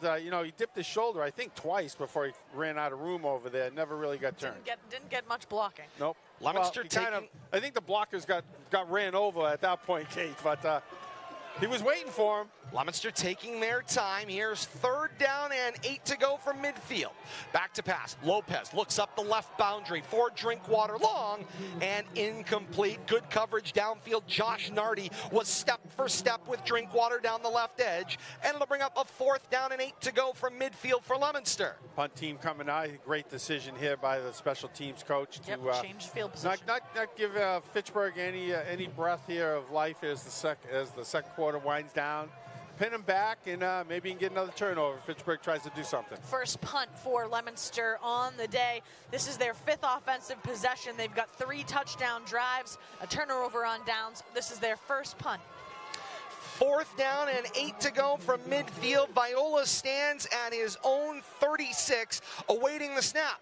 Braden Martin, the gunner, will fan out to the right. High snap pushes Viola back across the 35. He'll make the catch at the 33 and release the punt, which will hop at the 25-yard line, take a Red Raider forward bounce, and Josh Cormier will make the catch to touch it down. It'll be a Red Raider 1st and 10 from their own 27-yard line, going right to left for the next 1:27 before halftime. And again, they get the football after halftime, but you got to feel here, Bill Thomas, if you're going to get back into this game, if you're going to be able to keep the team moving forward, a 2-for-1 shot here is what the Red Raiders need to have. But this is a dangerous spot for Fitchburg to be in, because you know Leominster's licking their chops here and knowing the situation Fitchburg's in. 2 turnovers already for this Red Raiders offense, but this is a must-have. Motion man is Silvestri. He'll move from left to right. Bolak, the snap, goes screen to the right. Pass is caught, but thrown back across the 25 to the 24-yard line. It was Dorian Wells who made the catch, and Steve Diaz was all over him. Calling his name a lot today, but on both sides of the ball, having a great game. Diaz, one of those seniors, really playing up on his last game here on Doyle Field. We talk about the memories and the names from Thanksgivings gone past that have made their mark. And Steve Diaz was one of those guys that you thought had to be in the running for making his mark. And thus far today, an interception and a touchdown. Another high snap on 2nd and 9. A wobbler thrown out to the left and is knocked down incomplete. The intended receiver was Josh Medina coming from left to right. Aguilar in on the defensive stop right there, coming over the top. Great timing by Brian. Now, Bill Thomas, if you're Lucas Bolak in the quarterback spot and you know that when you get the ball, you need to get rid of it because that defensive line for Leominster is in your face right away. Not a lot of protection on the O-line right now for Fitchburg, but consistently getting high snaps in that gun or in that pistol from your center, that's going to make a quarterback throws the timing completely off, Kate. You're right. 3rd down and 9 for the Red Raiders, their own 27. A hard count for Bolak, and Leominster's entire front crosses the neutral zone. Offsides. Good job right there. We haven't seen that from Bolak, and Leominster defense a little antsy right there, coming after him, knowing this is a big play. The definition of pinning your ears back right now if you're on the Leominster front. They were coming after him for sure, and especially looking like Kate said for that high snap, throws everything off. You want to come at him full speed. You know, he's looking for those quick wide receiver screens and slants, and that high snap throws that all off, and especially if you got a defender in your face. 3rd down and 4 to go after the enforcement. Ball across the 30 at the 33-yard line at right hash. Shotgun set, 4 receivers out in the formation, evenly divided. Bolak scans the line, claps for the ball, back to pass, sets back foot, goes outside edge. There was a hole. The catch is made by Medina across the Leominster 45 at the 43-yard line, but the flag is out. I believe Viola was holding all the way down the field, and that drew the flag. That's going to be defensive pass interference. 36 seconds left before halftime, a 20-0 Leominster advantage as it stands. It's a 24-yard gain, penalty declined on the pass interference call. Great catch right there, contested catch by Medina, and he held on the ball all the way through the tackle, despite the flag. 1st down and 10 to go from the 44-yard line, left hash, shotgun set. 3 receivers go out into the formation, wide to the right. Single receiver down into the boundary left is Medina. The snap and the rollout for Bolak. He rolls toward the trips. He will throw on the run, crosses his body, contested catch. Ball comes up. It's an interception. It is an interception. It is Leominster football. Back across the 40 to the 45. My, oh my, oh my. Braden Martin makes the interception. The catch was initially made by Josh Nardi. Nardi got spun around. Football flies up. Braden Martin takes it on the interception. What a set of developments, Bill Thomas. Well, and I tell you, great job by Bolak, rolling out there, creating time, and finding somebody out there. A lot of congestion, a lot of defenders out there, but you're right. Took a hit, bounced up, and right into Braden Martin's hands that time. Worked his way down the sideline, got about 15 yards on the return. Talk about great concentration once again, seeing a loose football. First down and 10. Lopez back to pass. Looks for Drinkwater to the left at the boundary, and it's incomplete, short of the intended target. And it'll bring up second down and 10, 19 seconds before halftime. Leominster with a 20-0 advantage. And I got to believe it's time to look for Mr. O down the middle. Just let it fly. A couple of plays here as the first half winds down. Let's look for Ricky. Let him use his speed and his size. See if he can't get behind the defense, and let's get it all in one shot. Second down and 10 to go from their own 45 at left hash, going left to right. Shotgun snap. Lopez back to pass, waits for the rush, flips the screen, complete for Newton, breaks down, now turns it up the numbers right. Crossing midfield, 45, and taken down at the 43-yard line with enough for a Blue Devil first down at the Red Raider 43 and a gain of 12 for Newton. And Leominster will spend a timeout, stop the clock 8 seconds before halftime with a 20-0 advantage. Coming up at the half here on RFM and our myriad of partners, Leominster TV, WLPZ 95.1 FM. We've got a jam-packed halftime coming up. Kate's got your first half stat recap that is going to feature a lot of blue and white numbers on that accord. Then follow that up with the bands. You get the bands here on RFM. We've got them both for you on this Thanksgiving morning. Leominster's marching Blue Devils in their new dreads, or threads, I should say. On the other side, we've got the marching Red Raiders. Will be out. The award-winning, by the way, 8 consecutive award wins for Tabitha Greenlees and the Red Raiders with their gold medal. So they will be out for halftime performance as well. We'll have both of those for you here on RFM Audio with our partners at Leominster TV and 95.1 FM, WLPZ. All that coming up at the half, and we'll have our impact play and our mid-game adjustments just before kickoff of the second half of this 142nd meeting of Leominster and Fitchburg, the 116th Thanksgiving Day Classic. What a morning thus far here at Doyle Field. An absolutely gorgeous day and a phenomenal crowd. Clearly one of the best crowds in the last 5 or 6 years here at Doyle Field emerges for this Thanksgiving morning. I tell you, the feeling that you get on a Thanksgiving morning couldn't be any greater when you get this kind of turnout in these conditions. First and 10, Leominster, 8 seconds before halftime. Down the field go 4 receivers out of the shotgun. Lopez, lots of time, uncorks up the left numbers, jump ball. Drinkwater beat the defender. It went in and out of his hands, incomplete, and it's halftime of the 142nd meeting of Leominster and Fitchburg, the 116th Thanksgiving Day Classic. Leominster, a dominant first half performance, turnovers, and then converting them into points. It's Leominster 20 and Fitchburg nothing at the half of the 116th Classic. Yeah, not only converting them into points, but stymieing any attempt at Fitchburg get back in this game and just stopping them cold in their tracks. And you know, 3 possessions is not going to do it in a half for any football team. But let's give credit where credit's due. The offense took control of the ball in an uncharacteristic way with the running game. But we saw some of the passing game emerge, but really the running game dominated that first half for Leominster. Bradley Bedard bringing you the beautiful pictures here on Leominster TV on a gorgeous day here at Doyle Field this Thanksgiving Thursday. Keith DePerry back at Master Control, bringing you the replay looks as well from Leominster TV. Halftime of this 142nd meeting of Leominster and Fitchburg, 116th Thanksgiving Day Classic. It's Leominster 20 and Fitchburg nothing. Leominster marching band setting up. Marching Red Raiders are ready to go. We'll step aside for a moment. When we continue, it's the bands at halftime of this 142nd meeting of Leominster and Fitchburg. This is the Classic on RFM Audio. A well-rounded education is one that is not only academically oriented, professional development. Interscholastic Athletics provides the other half of education. The MIAA encourages you to support your local high school athletic teams throughout the school year. The Massachusetts Interscholastic Athletic Association, building the future through educational athletics.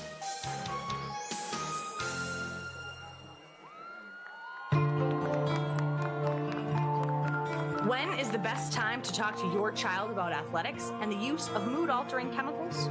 Try talking together when there's no pressing problem. Let your child know what your expectations are and where the boundaries are in your family. And, above all, keep talking together. The Massachusetts Interscholastic Athletic Association, building the future through educational athletics. This is Bob Sosi, the voice of New England football, for the best high school football action in North Central Mass, featuring our award-winning broadcast team of Todd Robbins, Bill Thomas, and Kate Robbins. Keep it right here.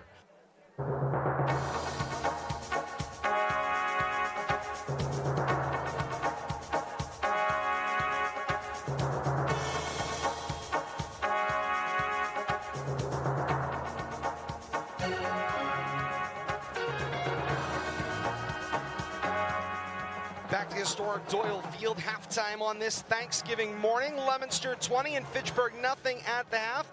As promised, you get the bands here on RFM and with our partners at 95.1 FM WLPZ and Leominster TV. And with that, the Marching Red Raiders are underway.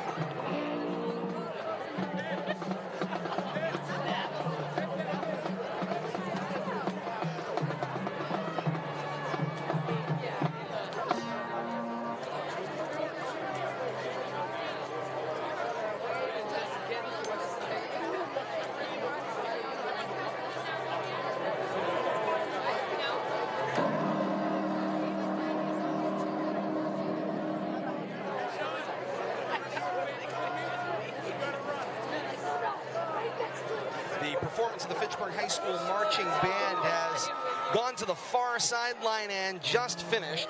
Tuning up on the near sideline, you also heard the Leominster High School Marching Band. And Kate, there's been a phenomenal battle on the football field, but in the stands as well, there's been a battle of the bands going on here at Doyle Field as well. All day. I can remember more often than not when Barry Hudson was in charge of the Leominster Band, officials going over to the sideline to stop the bands from playing during play.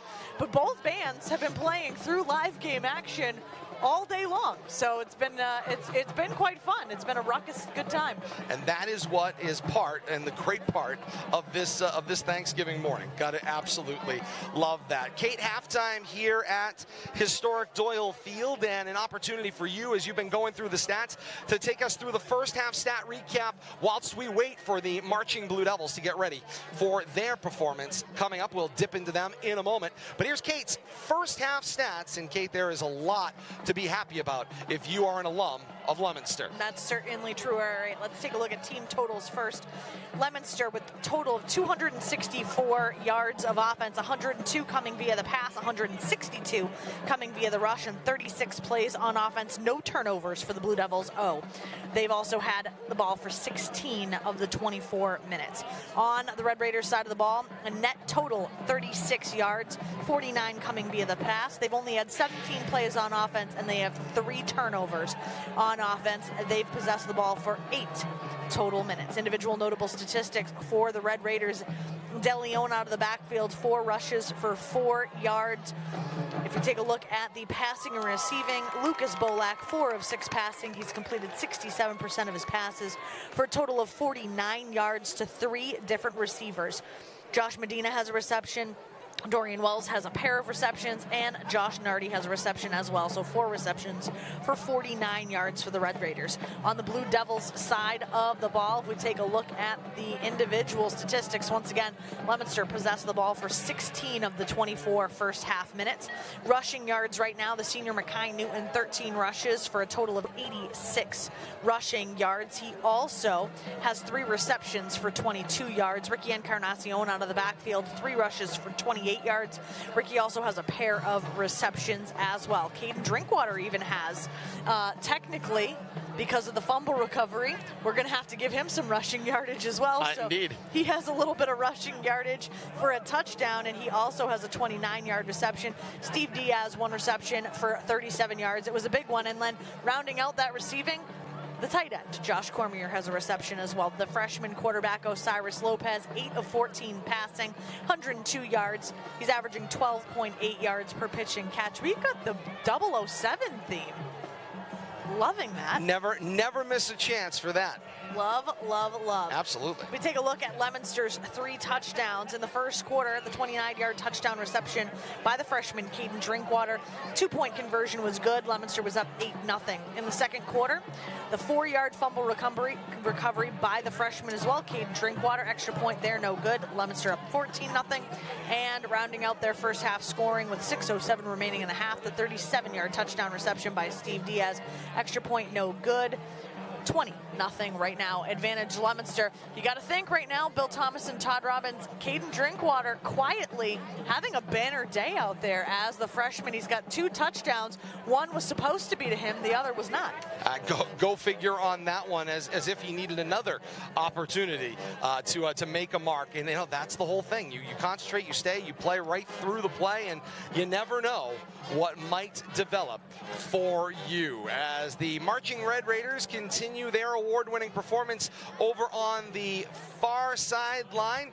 We continue here at historic Doyle Field. Todd Robbins, Bill Thomas, Kate Robbins, and you here on RFM Audio, Leominster TV, and 95.1 FM WLPZ. It's so great to be with you on another Thanksgiving morning here at Doyle Field. Cannot say enough about how great it is to all be together here. And again, this community tradition. I heard earlier as I was walking down the sidewalk out here as I was heading to the interview, folks were coming in and they were gently chiding each other. Some Red Raiders coming into this Leominster gate, or some Leominster folks coming into the Fitchburg gate. Hey, you're on the wrong sideline. Hey, you're on the wrong sideline, and giving each other a hard time. And Bill Thomas, this is what's great. It is quite literally. Kate's right. It's a high school reunion for everybody every single year that this tradition happens. 100%, Todd, you're spot on. You can be friends all 364 days, but today you're a rival with that 365th day. But I got to tell you, during that first half, Todd, I saw somebody that I wasn't really sure who they were, but they were completely decked out in Red Raider red, and you were taking your picture with them, and I was waiting for a bolt of lightning to come flying through the booth, but it's all great on this type of day. That's my good friend Mike Roberts. I know. Mike Roberts of Fitchburg fame. You couldn't have put another piece of red on him, and you better run for cover if he puts that picture on Facebook. You might have to make amends at some point, but that's what this day is all about, the traditions and getting together and the rivalries and the friendships. And with that, as we get ready for a performance of the Leominster High School Marching Blue Blue Devils in their beautiful brand new uniforms. Hey, let's start with a shout out here. A shout out to Anya Levine, bass drum player for these marching Blue Devils. She is the granddaughter of Sonny Levine, who's back in the studio at 95.1 FM WLPZ. It's a family affair all around. Congratulations, Anya, on your last game, on your last Thanksgiving Day as well. Let's dip in the Leominster High School marching Blue Devils in their halftime performance on this Thanksgiving morning.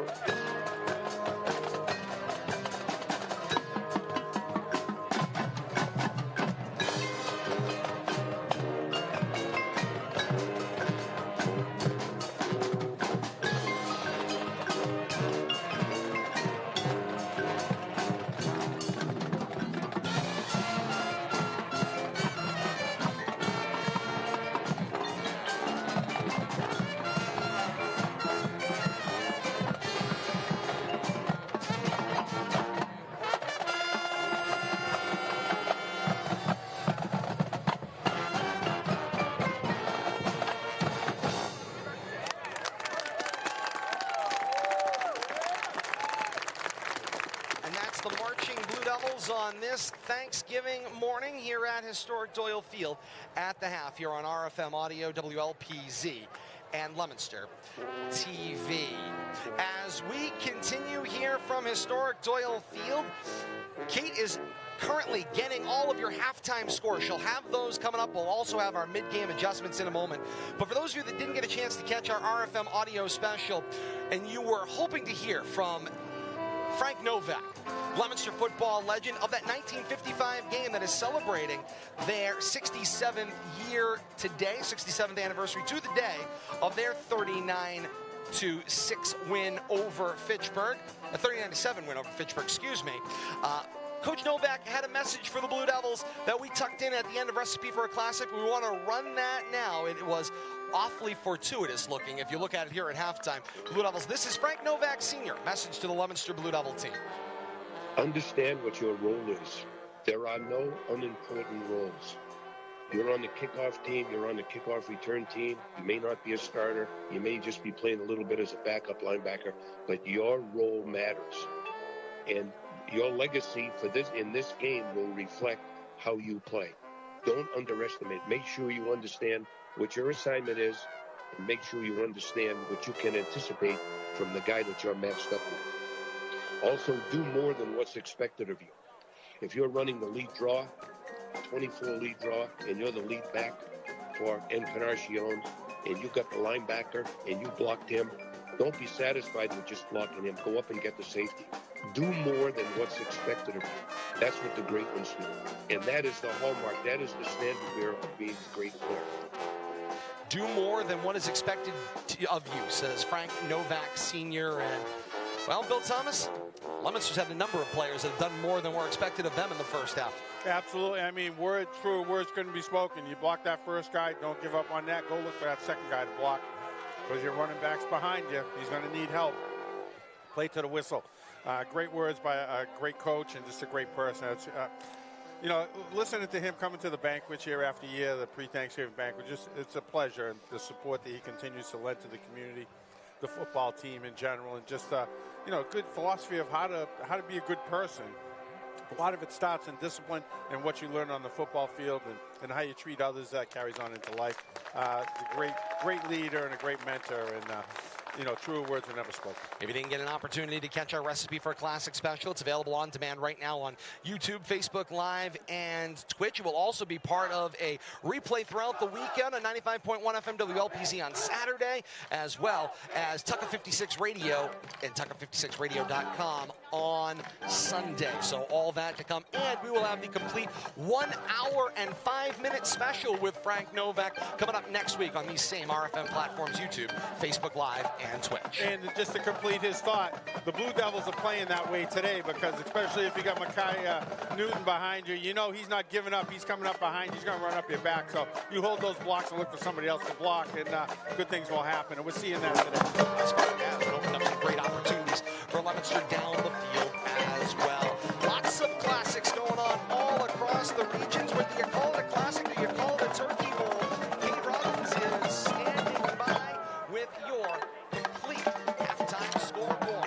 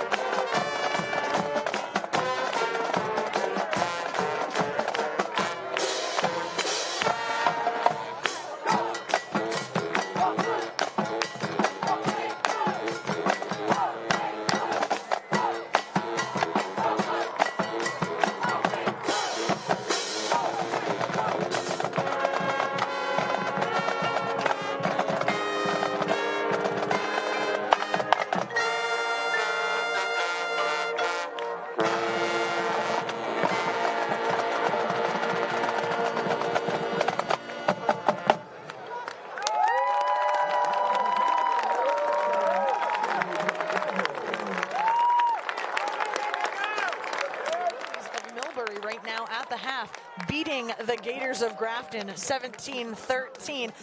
Did Grafton put the JV team out? They do have a Super Bowl appearance coming up. Indeed, they do. I tell you, St. Bernard's didn't hold anything back last night. Nope. Irregardless of their Super Bowl appearance, and we wondered how that was going to affect them. Damian Jones just had a whale of a ball game, like he's had a whale of a Wes season. Boylston definitely put in the second teamers right now. They're trailing 28-6. Yeah, well, they know what they got a tall task facing the Benardians. So, but the Benardians are tuned up and ready to go, and they proved it last night. You got that right. Our friend Tom Flanagan took a poll out there on Twitter. He wanted to know what would you do? What should you do if you have a Super Bowl coming up and you have a Thanksgiving game? I think that answer was made awfully clear by St. Bernard's. You play the players. I say you play the players. It's a Thanksgiving rivalry. We've got the canned food drive. Yeah, the canned food drive result, Kate, is out at midfield. 2 new principals is part of this rivalry this year. Josh Romano from Leominster High School, their new principal. Tanya Jarrett, the new principal from Fitchburg High School. And upon further consultation, the Red Raiders have won the canned food drive, and Tanya Jarrett pumps the canned food drive trophy high in the air.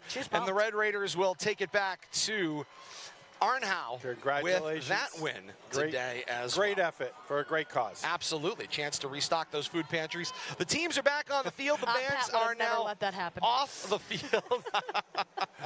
Never would have let that happen. Understandable. I certainly can say that. Finally got the band off the field. Never. The bands are completed their performances. They were both great halftime performances. I got to be honest, Bill Thomas, I think they just put the wrong amount of time on the clock. Well, Thanksgiving halftime is always longer. I and people detect a little bit of a competitive rivalry. They gave them 20 minutes. I know. Hey, what's the rush? Where do we all have to go? Where do we got to go? Turkey's in the oven. People are basting. It's all good. Just keep basting and listen to the action right here. That's all that matters. We'll have it before all of your afternoon football games as well. Kickoff is away. Second half of action. Leominster with a 20-0 halftime lead. The kick goes from right to left. It will be returned by Dorian Wells across the 25 and spun out of bounds at the Red Raider 30-yard line. I think they're actually going to push him back. Stepped up.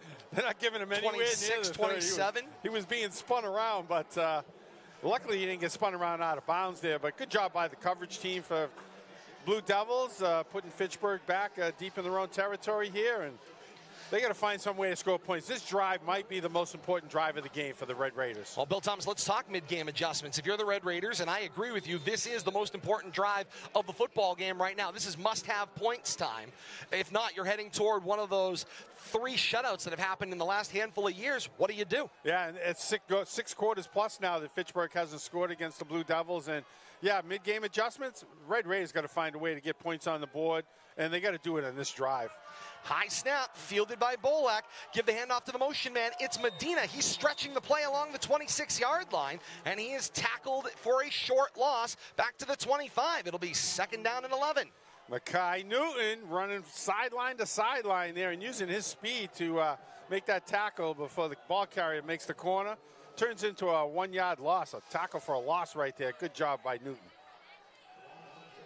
Bolak makes the long run in after consulting with Christian Lopez, offensive coordinator for the Red Raiders, has to make the run into this right hash. 2nd down and 11 from their own 25-yard line, going left to right, and just a minute gone by in this 3rd quarter, chasing a Leominster 20-0 advantage.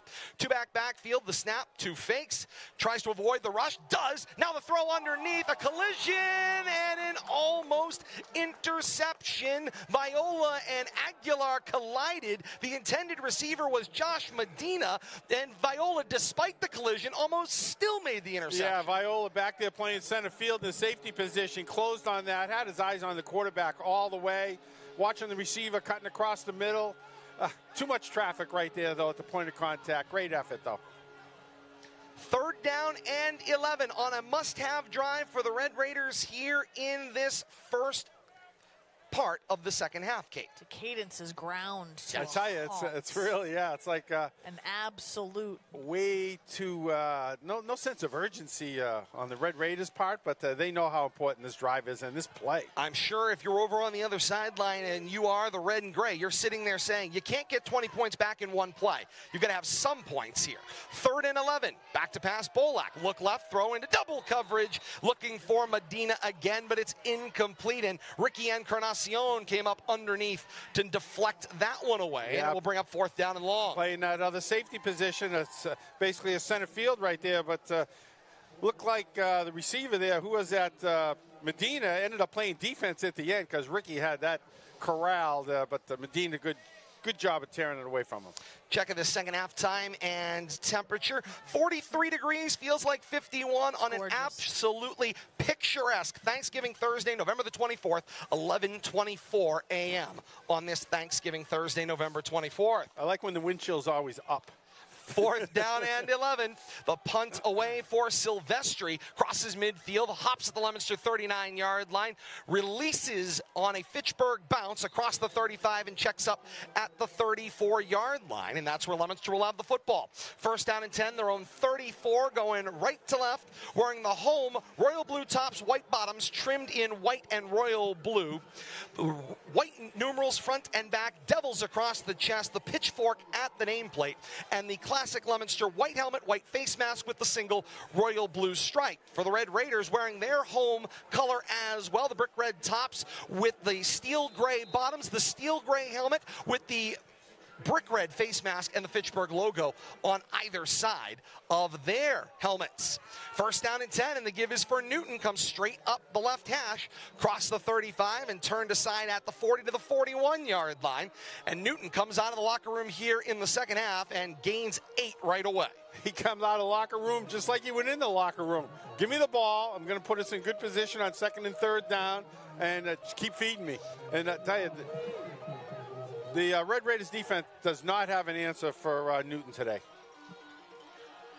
On 2nd down, 4 receivers set. Lopez back to pass. Now he asks for a block. Newton gives the block, crosses midfield, and then steps out of bounds at the 49-yard line. It is enough for a Leominster 1st down for Osiris Lopez. I was trying to figure out what that sound was, and I've just realized that was an electric guitar. Yeah, it is. I'm like, where is that noise coming from as I'm looking at all of our equipment? No, that was a riff on an electric guitar. It's a gain of 8 on the play. Indeed, nice job by Lopez there. Directing traffic, almost made it look like he was going to flare that ball out to Newton. Used him as a blocker, a little bit of deception there. Picked up a nice 1st down. I told you they're playing through action on both sides. Indeed, I hadn't heard the electric guitar. On 1st down and 10, the handoff is for Newton. Newton spins out to the right. He gets turned aside back at the point of attack, the 46-yard line. It'll be no gain, 2nd down and 10 at the Red Raider 46-yard line. Leominster going right to left in this 3rd quarter, 9:40 to play in the 3rd.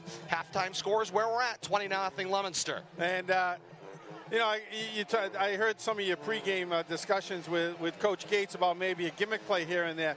The way Newton kind of lopes and wanders out there on that sweep and pulls the defense in, I wonder if he can throw the ball, because that's a great opportunity for an option pass there. 2nd down and a short 10. Lopez fakes the give and keeps it himself. Takes it out to the left edge. Gang tackled, crossing the 40 to the 37-yard line. I don't know if you noticed that, he ran up on the back of John Escabi, doing a great job pulling from his center position, but Lopez, like, get out of my way, you know, pushed him into the blocker. That's the dual threat, but giddy up.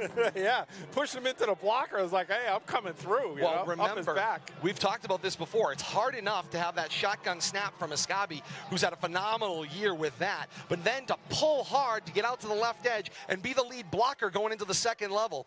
Great play today thus far, and that has certainly worked. And there's a little dance in and out, trying to follow Encarnacion, who was the motion man, and Ephraim Nepo danced into the line, and it will be a 5-yard penalty for an offside call, and it will result in a Leominster 1st down. No, this has got to be a procedure. Oh, they're going the wrong way here. I saw, you know, I usually don't put names out there, but I saw Logan Ossie kind of pop up there a little early, and then, like, all right, you got me. But maybe it was moving on the opposite side of the ball. Called so rarely. Maybe he got you know, he got distracted. If you can't do that defensively, you jump and you make the offensive player move. they're going to call it on the defense. You used to be able to get away with that, get a reaction.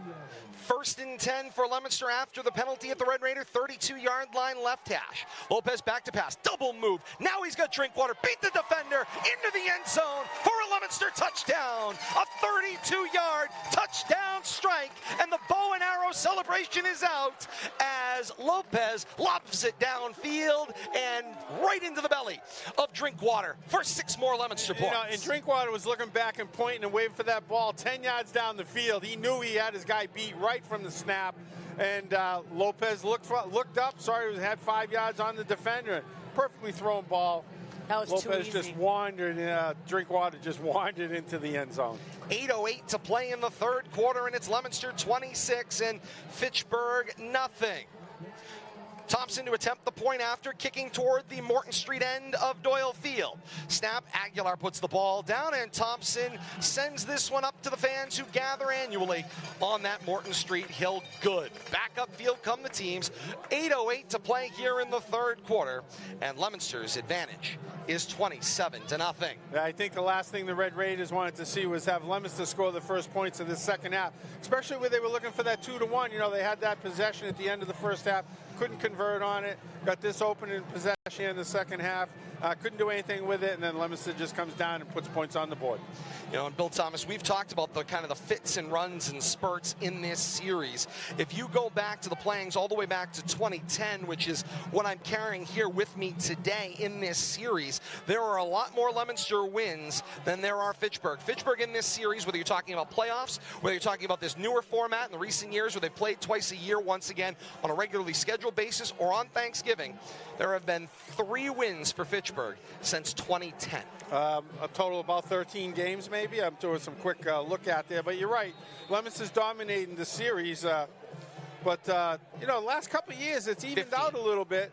But it's going on 6+ quarters. Fitchburg hasn't been able to break the Leominster goal line. Dorian Wells on the return after this kick from right to left. Full out of steam, 25, 30, 35. Down at the 36-yard line. It's a 1st and 10 for Fitchburg. Their own 36 coming left to right. And I make that historical note because people are saying, well, geez, in order to have a rivalry, you've got to have 2 vigorous rivals in order to be a part of this game. Take no historical note in the fact that Fitchburg has struggled this last 15 meetings, because guess what? If you go all the way back to the early part of this series, it was Fitchburg dominance in that early 1800s, time window when this series actually started, late 1800s, 1890s, and then obviously into the early 1900s to the 1920s. Fitchburg really dominated this series, and then of course Leominster played their way into the series. Doyle Field gets invented and the whole bit. So this is really just, it's a historical trend, but it's not a permanent trend in this series. Yeah, and you see when you match them up the way you do in red and blue, you see a lot of stretch of red on the winning side, then blue. But you're right, it goes back and forth. But look at the history; it's almost 50-50. Yeah, Leominster's got about an 8 or 10 game, margin over the course of 140 games or whatever. But great history, and this series typically swings back and forth. 70 wins, 61 losses, 10 ties all time. Favors the blue and white. Short gain on first. Now here comes a 2nd down and 9. Leominster showing blitz into the line. Back to pass. Bolek hits the slant from Medina. Coming from his left. Causes a defensive collision. Crossing midfield at the Leominster 45. And Medina to the Leominster 41-yard line. It's a gain of 22. And just like that, the Red Raiders have got something going. But Bolak standing tall in there in the face of the rush. Hitting that slant. That's been the only successful play to speak of today, is that quick slant. Bolak basically has had no time to stand back there and let his receivers release, but that's been a play that's been successful. The Blue Devils going to have to watch for that, maybe stack the middle, bring the outside linebackers out a little bit, and get away from allowing that to happen. Didn't have a stopwatch on it, Bill Thomas, but that felt like that was catch and throw, less than a second from the catch of the ball to the release. That's what Fitchburg's going to have to do.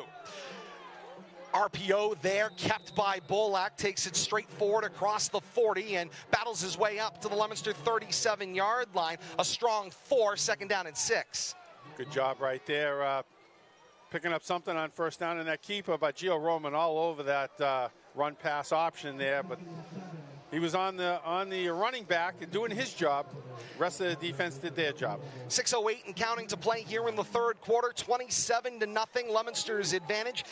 Red Raiders trying to get something going here in the middle of the third.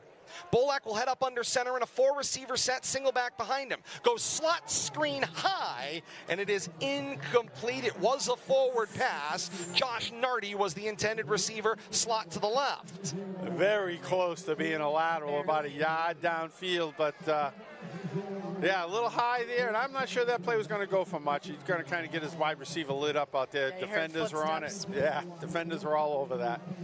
And that high pass is one of the scariest things as a receiver reaching. You know you're about to get a lick. And you're defenseless. You've talked about the slants working, Bill Thomas. Certainly the slant to Medina has worked.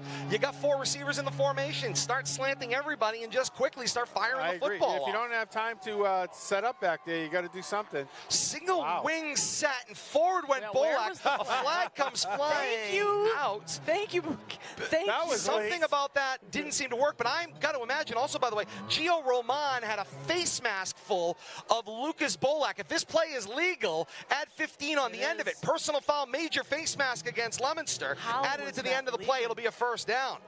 I'm not even sure what happened on the play, if I'm going to be honest with you. There was a snap, everybody stood up, and then he kind of ran forward. I think Bolak in the center were the only 2 on that keeper, quarterback sneak. That's all they need to know. Nobody else needs to move. It's a legal snap. And it worked, and he got some extra yardage on the penalty there. But the turn of Bolak's head, and you saw Gio Roman had reached out. He was reaching for anything. He grabbed the face mask and spun him around, and when I saw the flag come, I said, that's a 15-yard for a major face mask if we got a legal play, and we did. It is a first down for the Red Raiders, deepest penetration into Leominster territory in this football game. 1st and 10 from the Leominster 20, and Bolak keeps again. He stepped in the bear trap known as Josh Cormier, and Cormier slows him up, and the rest of the Blue Devils will join to finish him off after a gain of 3, 2nd and 7.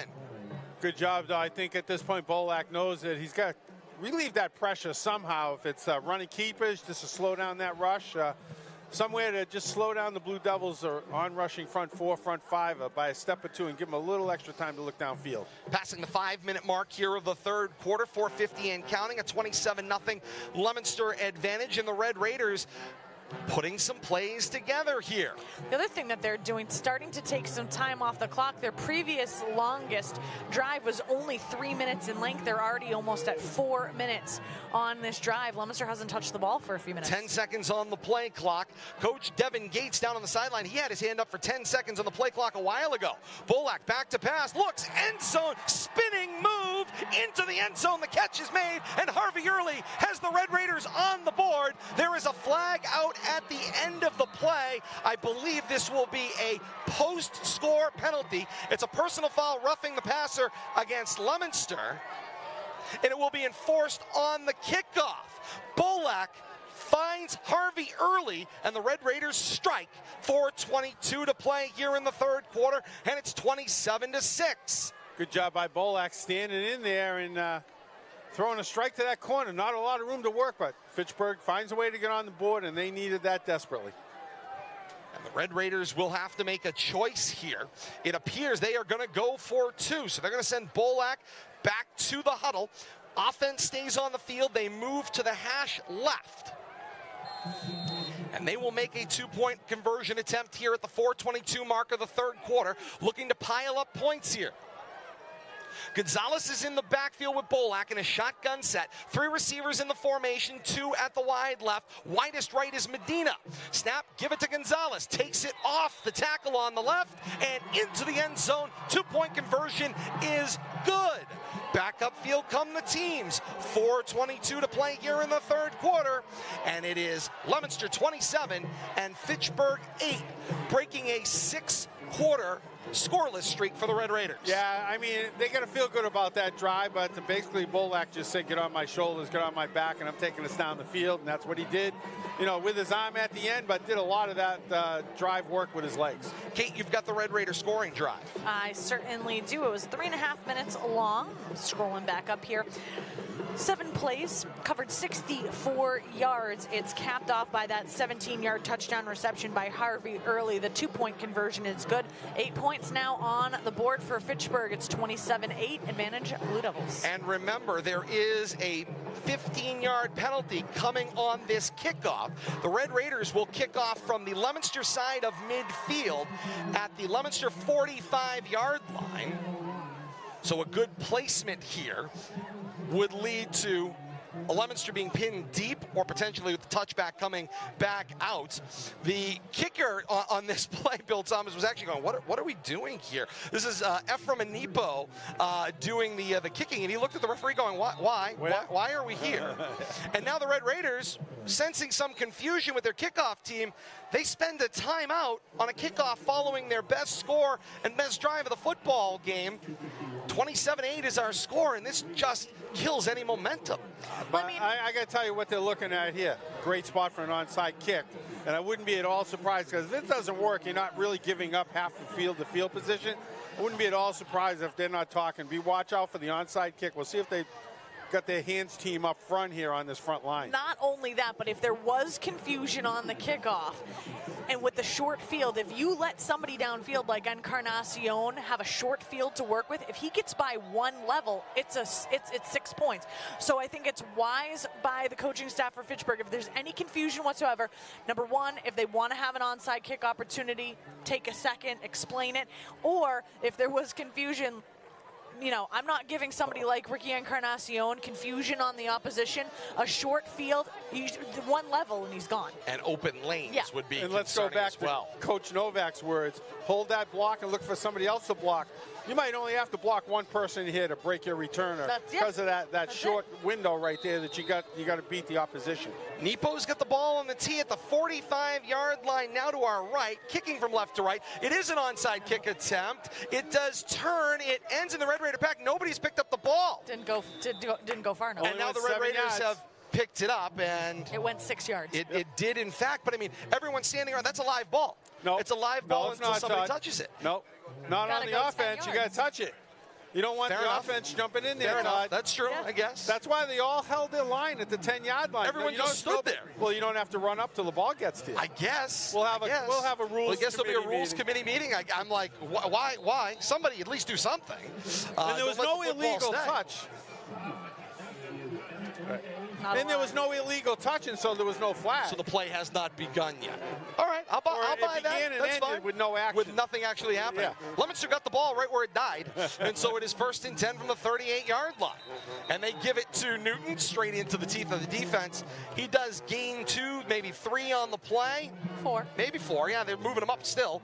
We'll move the football to the 44-yard line, so call it 2nd down and 6 to go. Let's go back to that play, though. I like the idea. Let's try to see if we can get a double here. And, absolutely. You got to try something. Field position notwithstanding, you know, the 10, 15 yards probably doesn't make that much difference offensively, but if somehow the Red Raiders could have found a way to get that ball back, you know, then with momentum, but it didn't happen for them. They give him a gain of 5, 2nd down and 5, and now a flag comes out on the play. Who moved? What do we got?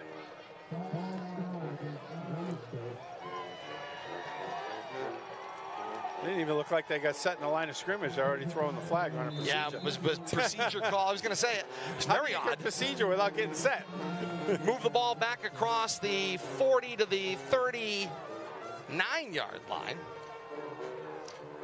And it's 2nd down and 10.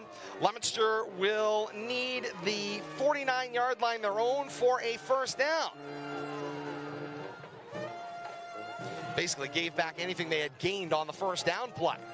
Play action fake, looks over the middle of the field, looking for Encarnacion, and Dorian Wells with a timely hit separates Encarnacion from a chance to catch the football. Yeah, nice looking play, but Lopez a little early on the delivery there. Needed to let Ricky come out of his break on top of the ball, a little bit low, but nice idea, and there was no other safety back there. Ricky beats that guy on the inside, and he runs to that far pylon. I think he's dancing around with 6. 3:12 to play here in the 3rd quarter. 27-8 is Leominster's advantage. And a 3rd down and 10 from their own 38-yard line, middle of the field, going right to left. Lopez back to pass, hangs, he's got all day. Middle of the field and intercepted. Dorian Wells was there. Wells returns from left to right, cross midfield and down at the Leominster 47-yard line. Lopez had all day long, and he tried to force that one into Encarnacion when Drinkwater was downfield, Bill Thomas, and wide open. Wide open, running that same go pattern, that big slant, and Drinkwater's got speed on this cornerback out here, and he beats him off the ball. But yeah, Lopez never saw him. Tries to force it into Encarnacion over here on the near sideline, gets picked off. A lot of traffic over here, and just one of those things. You just didn't see him breaking. Thought he had him on the get-go. Youthful exuberance. Thought he had him on the snap, but looked off him and then tried to force it in. First turnover for the Blue Devils offense. They're still winning the turnover battle 3-1. Comes at the 3:01 mark of the third quarter. Red Raiders coming off their first score. Now they get a turnover. And out of an I formation, Gonzalez gets the handoff. Cormier with the tackle after the gain of a yard to the Leominster 45-yard line. I like the way Josh gets up with that exuberance, like that little, nope, that's it. Gives those crossed arms, like, nope, no good. That play didn't work. Comes up smiling. He's got those yellow gloves on that you cannot miss. I love it. Second down and 9 from the Leominster 45-yard line at right hash. Bolak runs in across the running devil over the blocked L. This is pretty much where the Red Raiders would have got the ball in that onside kick. So more or less, they got to do something right here. They lost maybe a minute on the clock, but they got to make this pay. Two backs in the backfield. Just one receiver is wide to the left. Bolak snap, roll to the left. Receiver runs around. It was Medina. He ran and out to the sideline, then turned it upfield and was long and incomplete. Bolak looking for him. Two downfield in coverage was Aguilar and Viola. Now, Billy, you can see Bolak. He's clearly aware.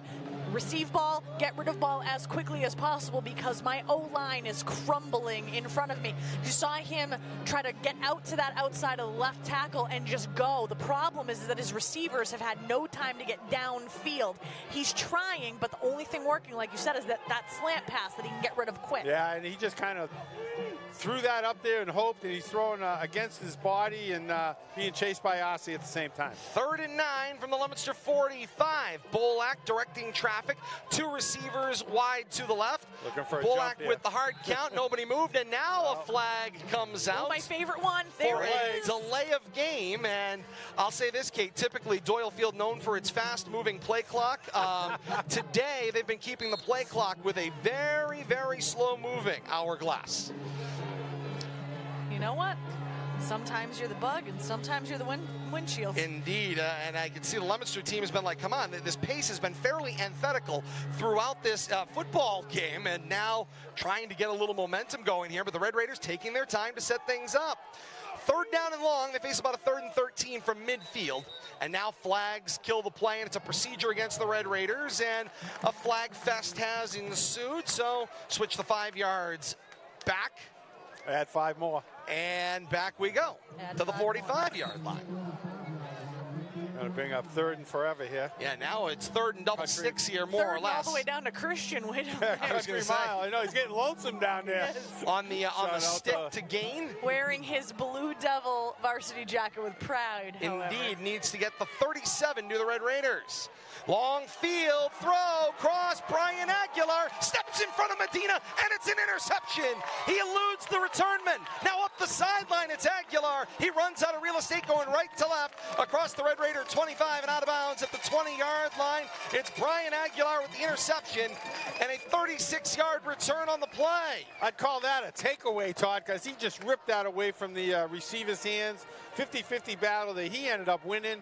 And I thought he was headed to the end zone. He ran into some traffic down and ended up stepping out of bounds, but great job right there. And we expect nothing less. 4 turnovers now for Red Raiders. And if you're going to go into the long end of the field like that with Bolak, it's got to be with some zip. It's got to be on its point, and that one had a little bit of a hook in that, kind of shot out toward the far side of the field.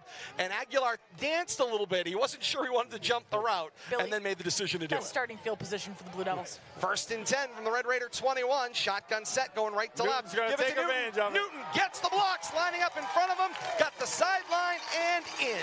A 19-yard touchdown scamper after the 4th Red Raider turnover on the day. And Leominster's lead expands again. 1:05 to play in the 3rd. It's Leominster 33 and Fitchburg 8. And that's the way you cash the check. Just like that. No messing around, no wasting any time. Put those points on the board. Let's play on. Dan Thompson will attempt the point after, and Aguilar will hold. Aguilar had the interception to set that one up, and Newton pays it in the end zone for 6 more. Thompson will be kicking toward the Morton Street end here of Doyle Field from right to left.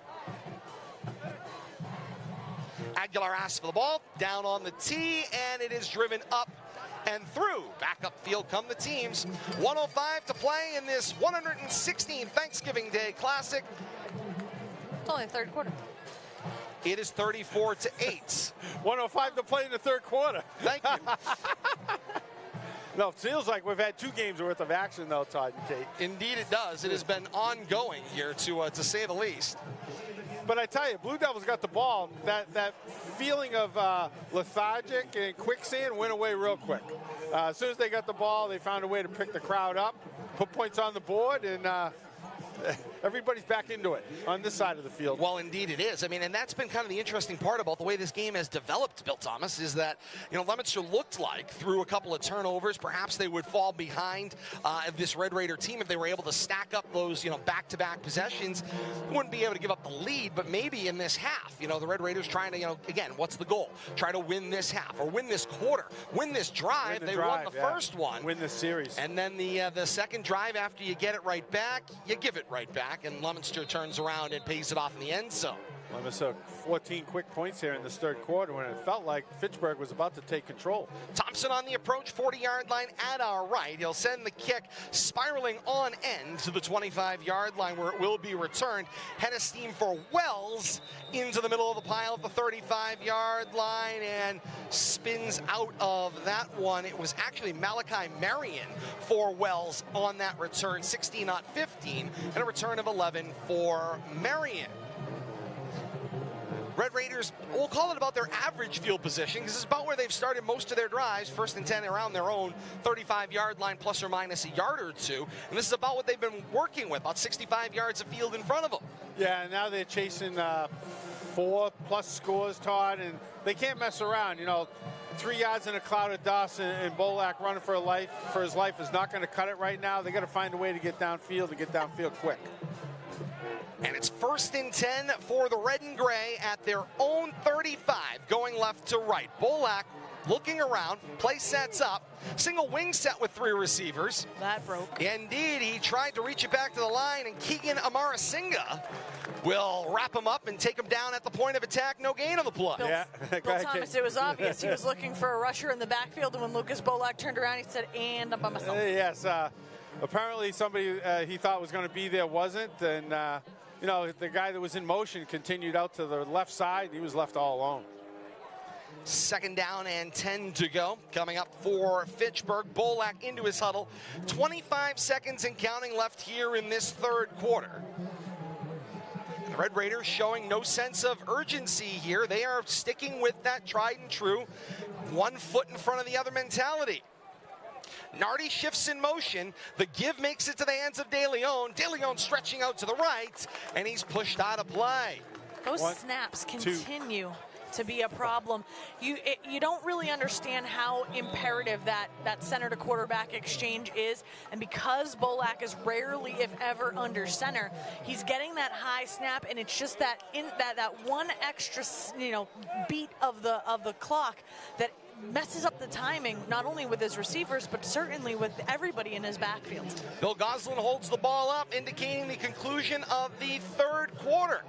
34-8, Leominster on top of Fitchburg in the Classic. 142nd meeting of Leominster and Fitchburg, the 116th Thanksgiving Day Classic. Teams change ends, the all-important 4th and final quarter when we continue here on RFM and with our partners. Live at 95.1 FM, WLPZ and WLPZ.org.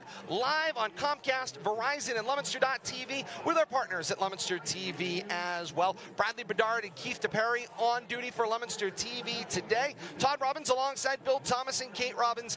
Great to be with you and spend some of your Thanksgiving morning together here on our myriad of partners. And of course, replays of this one will be available. Leominster TV's got a replay queued up of this action at 6 o'clock tonight on the channels of Leominster TV.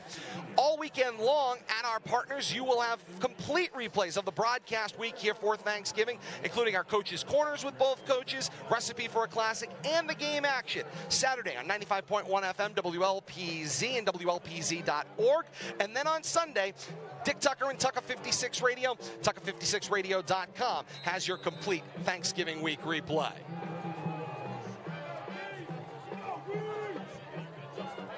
And here come the Red Raiders as they turn around.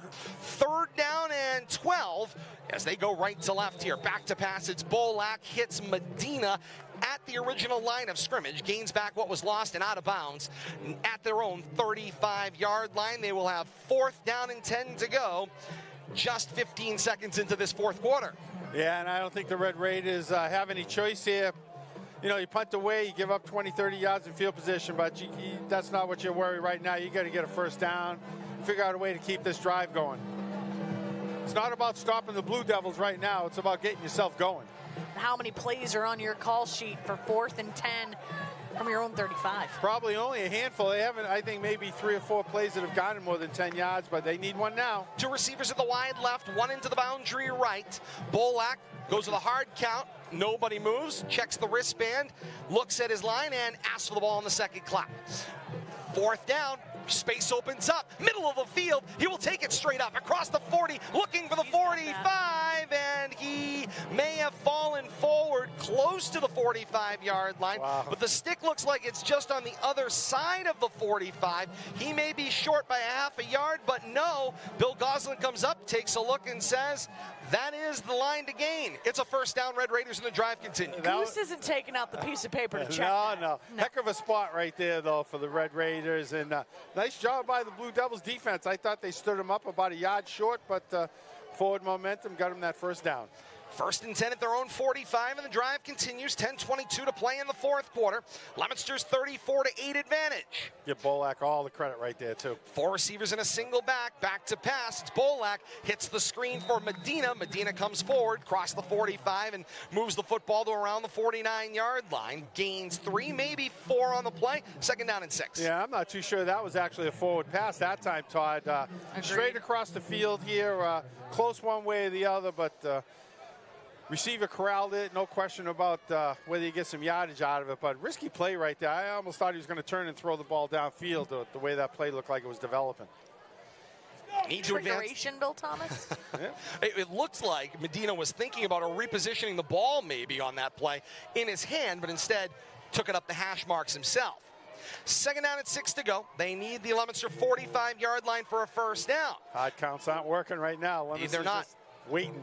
3 receivers set, 1 wide to the right, 2 short to the left. High snap, Bolak makes the catch and then just gets rid of it, trying to find Medina on the comeback route, but it is high, out of bounds, and incomplete. And we saw everything on that one play that we've talked about the entire time that has plagued Fitchburg. Yep. The high snap, the throwing off of the timing, and then not having a receiver come open because you've spent half of that play, just getting yourself under control. When you look at a football play, 2, 3, 4 seconds, 5 is a long play, 5 seconds for a quarterback to be doing things. When you lose a half a second, that's about 20% of your play thought in your process. Got to hold your blocks that much longer. The timing can be incredibly messed up. 3rd down, 6 to go. Bolak the snap. The handoff this time finds De Leon. De Leon crosses midfield and pierces his way to the 48-yard line of Leominster. So add 2 more, and it'll be 4th down and 4 to go. Still needing the Leominster 45-yard line for a reset of downs. Cormier and Cora tag teaming on that tackle right there.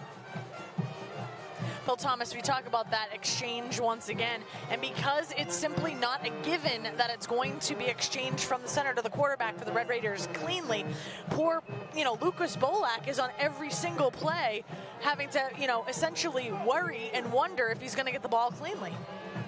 And Bolak finds himself in a shotgun set here. And on 4th down, it's over his head and just getting kicked further and further downfield. Back across the Red Raider 30 to the 27-yard line.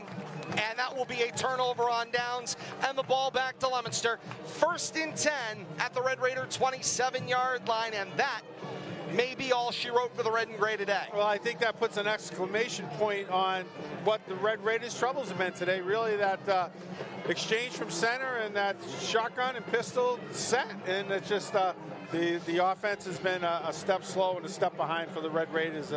once that snap is offline, you're chasing the rest of the play. And you can't ask Bolak to do any more than he's been doing. Get him up under center, but then you're going to get run over by the defense.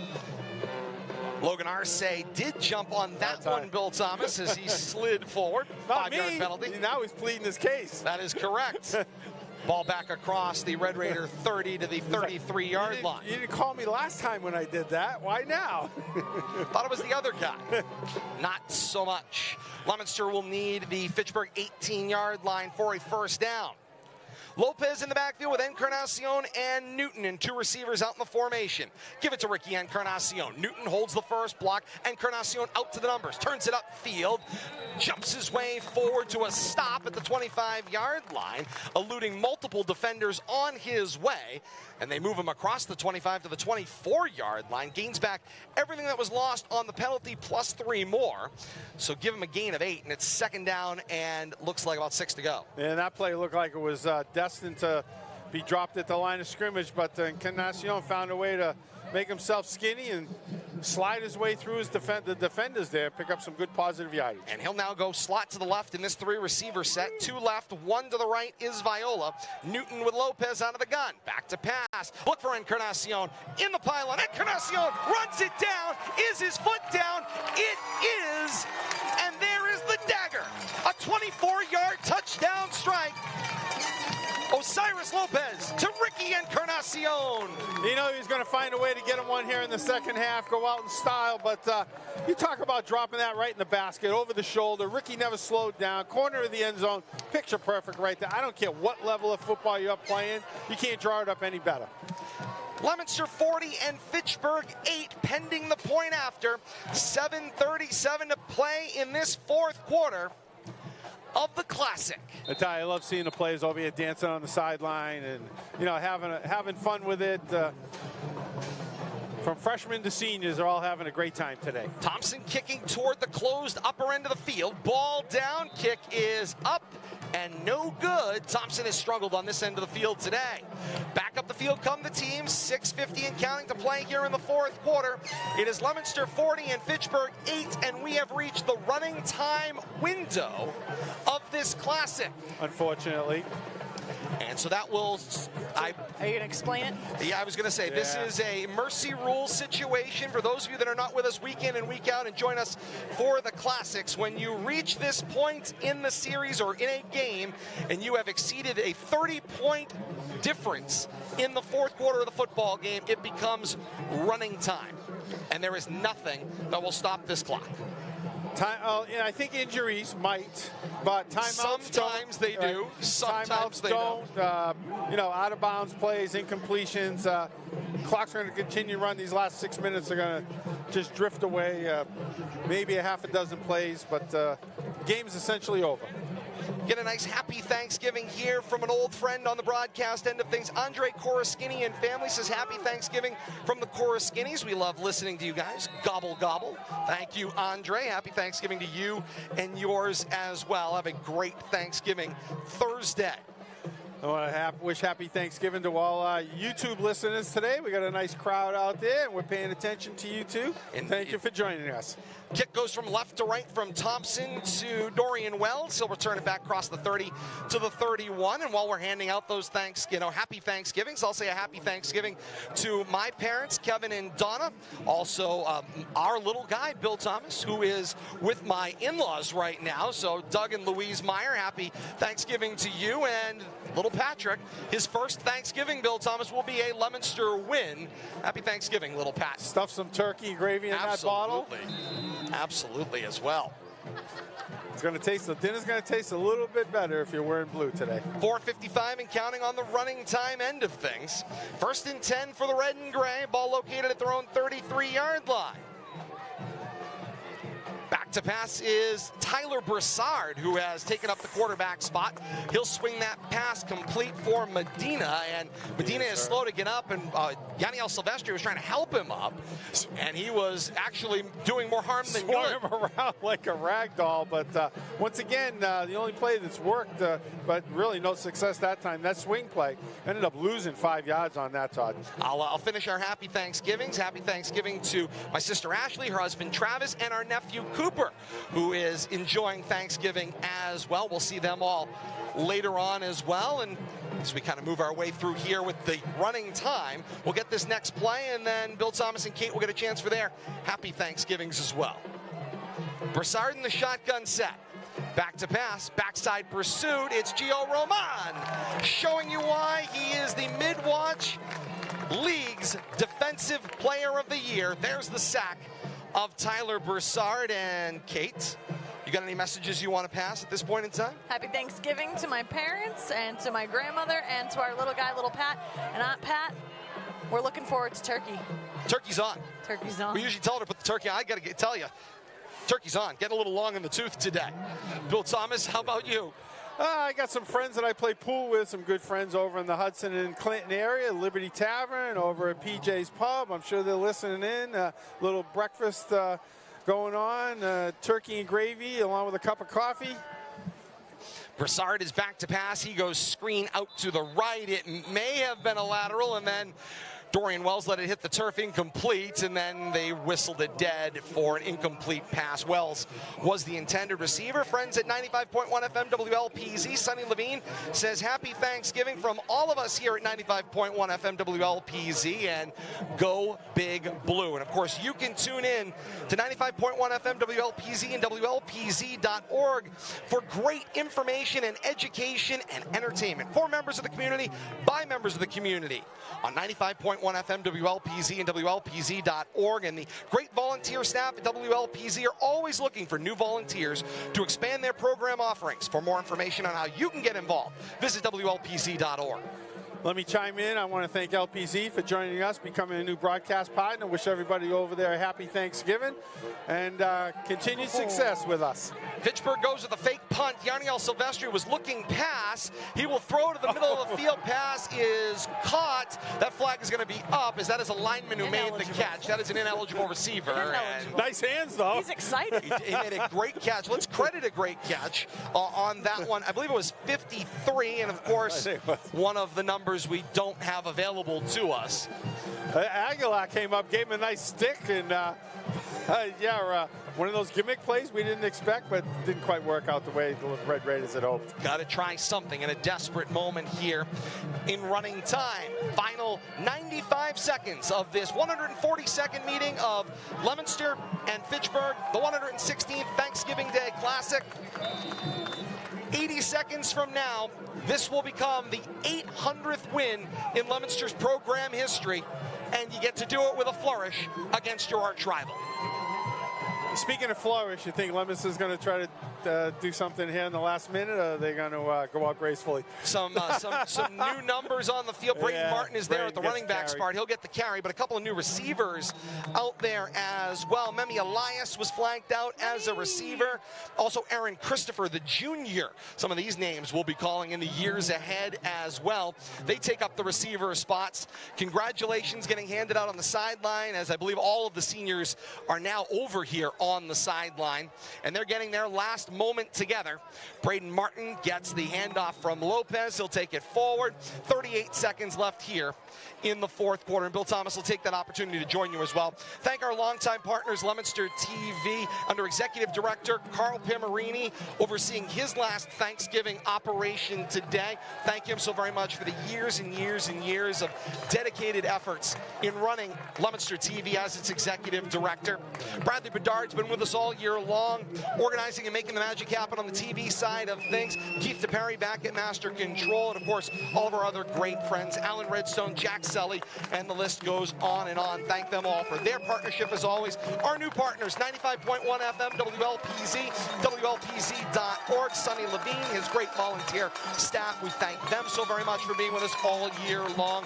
And Dick Tucker and Tucker 56 Radio, TUCKA 56radio.com. We thank them all so very much for being our partners this year in expanding the offerings of Rivalry Family Media to the world of football. It's great to be partnered with all of you. This one's gone final. The 142nd meeting of Leominster and Fitchburg, the 116th Thanksgiving Day Classic, is in the books. Leominster is a winner today. Final score, Blue Devils 40 and Red Raiders 8. Leominster will take an all-time lead of 71 wins, 61 losses, and 10 ties all time. 71 wins, 61 losses, and 10 ties all time. And per the Dean of the Worcester Telegram Sports Department, one Bill Ballou, this is Leominster's 800th all-time victory here today. Rarefied air. I believe... third high school in the state of Massachusetts. I was going to say top 5, but yeah, rarefied air. Congratulations to the longevity and success of the entire Blue Devil program throughout the many years. If I remember correctly, Everett and Brockton are the other 2 teams. Go figure. As you would expect. Who might become future opponents down the road. Of the Division I'm hearing One. some rumors. Certainly. Won't let the cat out of the bag yet, but I hear we're going to Division One and some new potential opponents and some old friends might be coming back to the schedule. New old friends, yes, as well. The celebration ensues down on Doyle Field today, and Leominster begins their celebration as requested.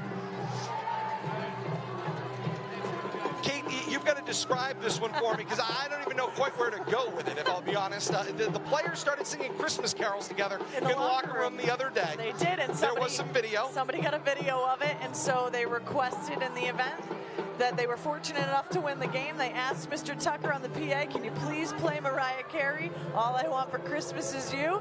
And they're having a ball. And they sung it at the top of their lungs in the locker room together the other day, and they will do it again down on Doyle Field's turf today. 40-8, Leominster a winner. The 142nd meeting of Leominster and Fitchburg, the 116th Thanksgiving Day Classic. When will these 2 teams get together again? That will depend on the scheduling as things move forward. Bill Thomas alluded to it. There are divisional changes coming next year. That could change things for sure. What we can tell you is you can put it in the books for next Thanksgiving. These 2 teams will be at Crocker Field for a high school football game. We don't have to wait. Between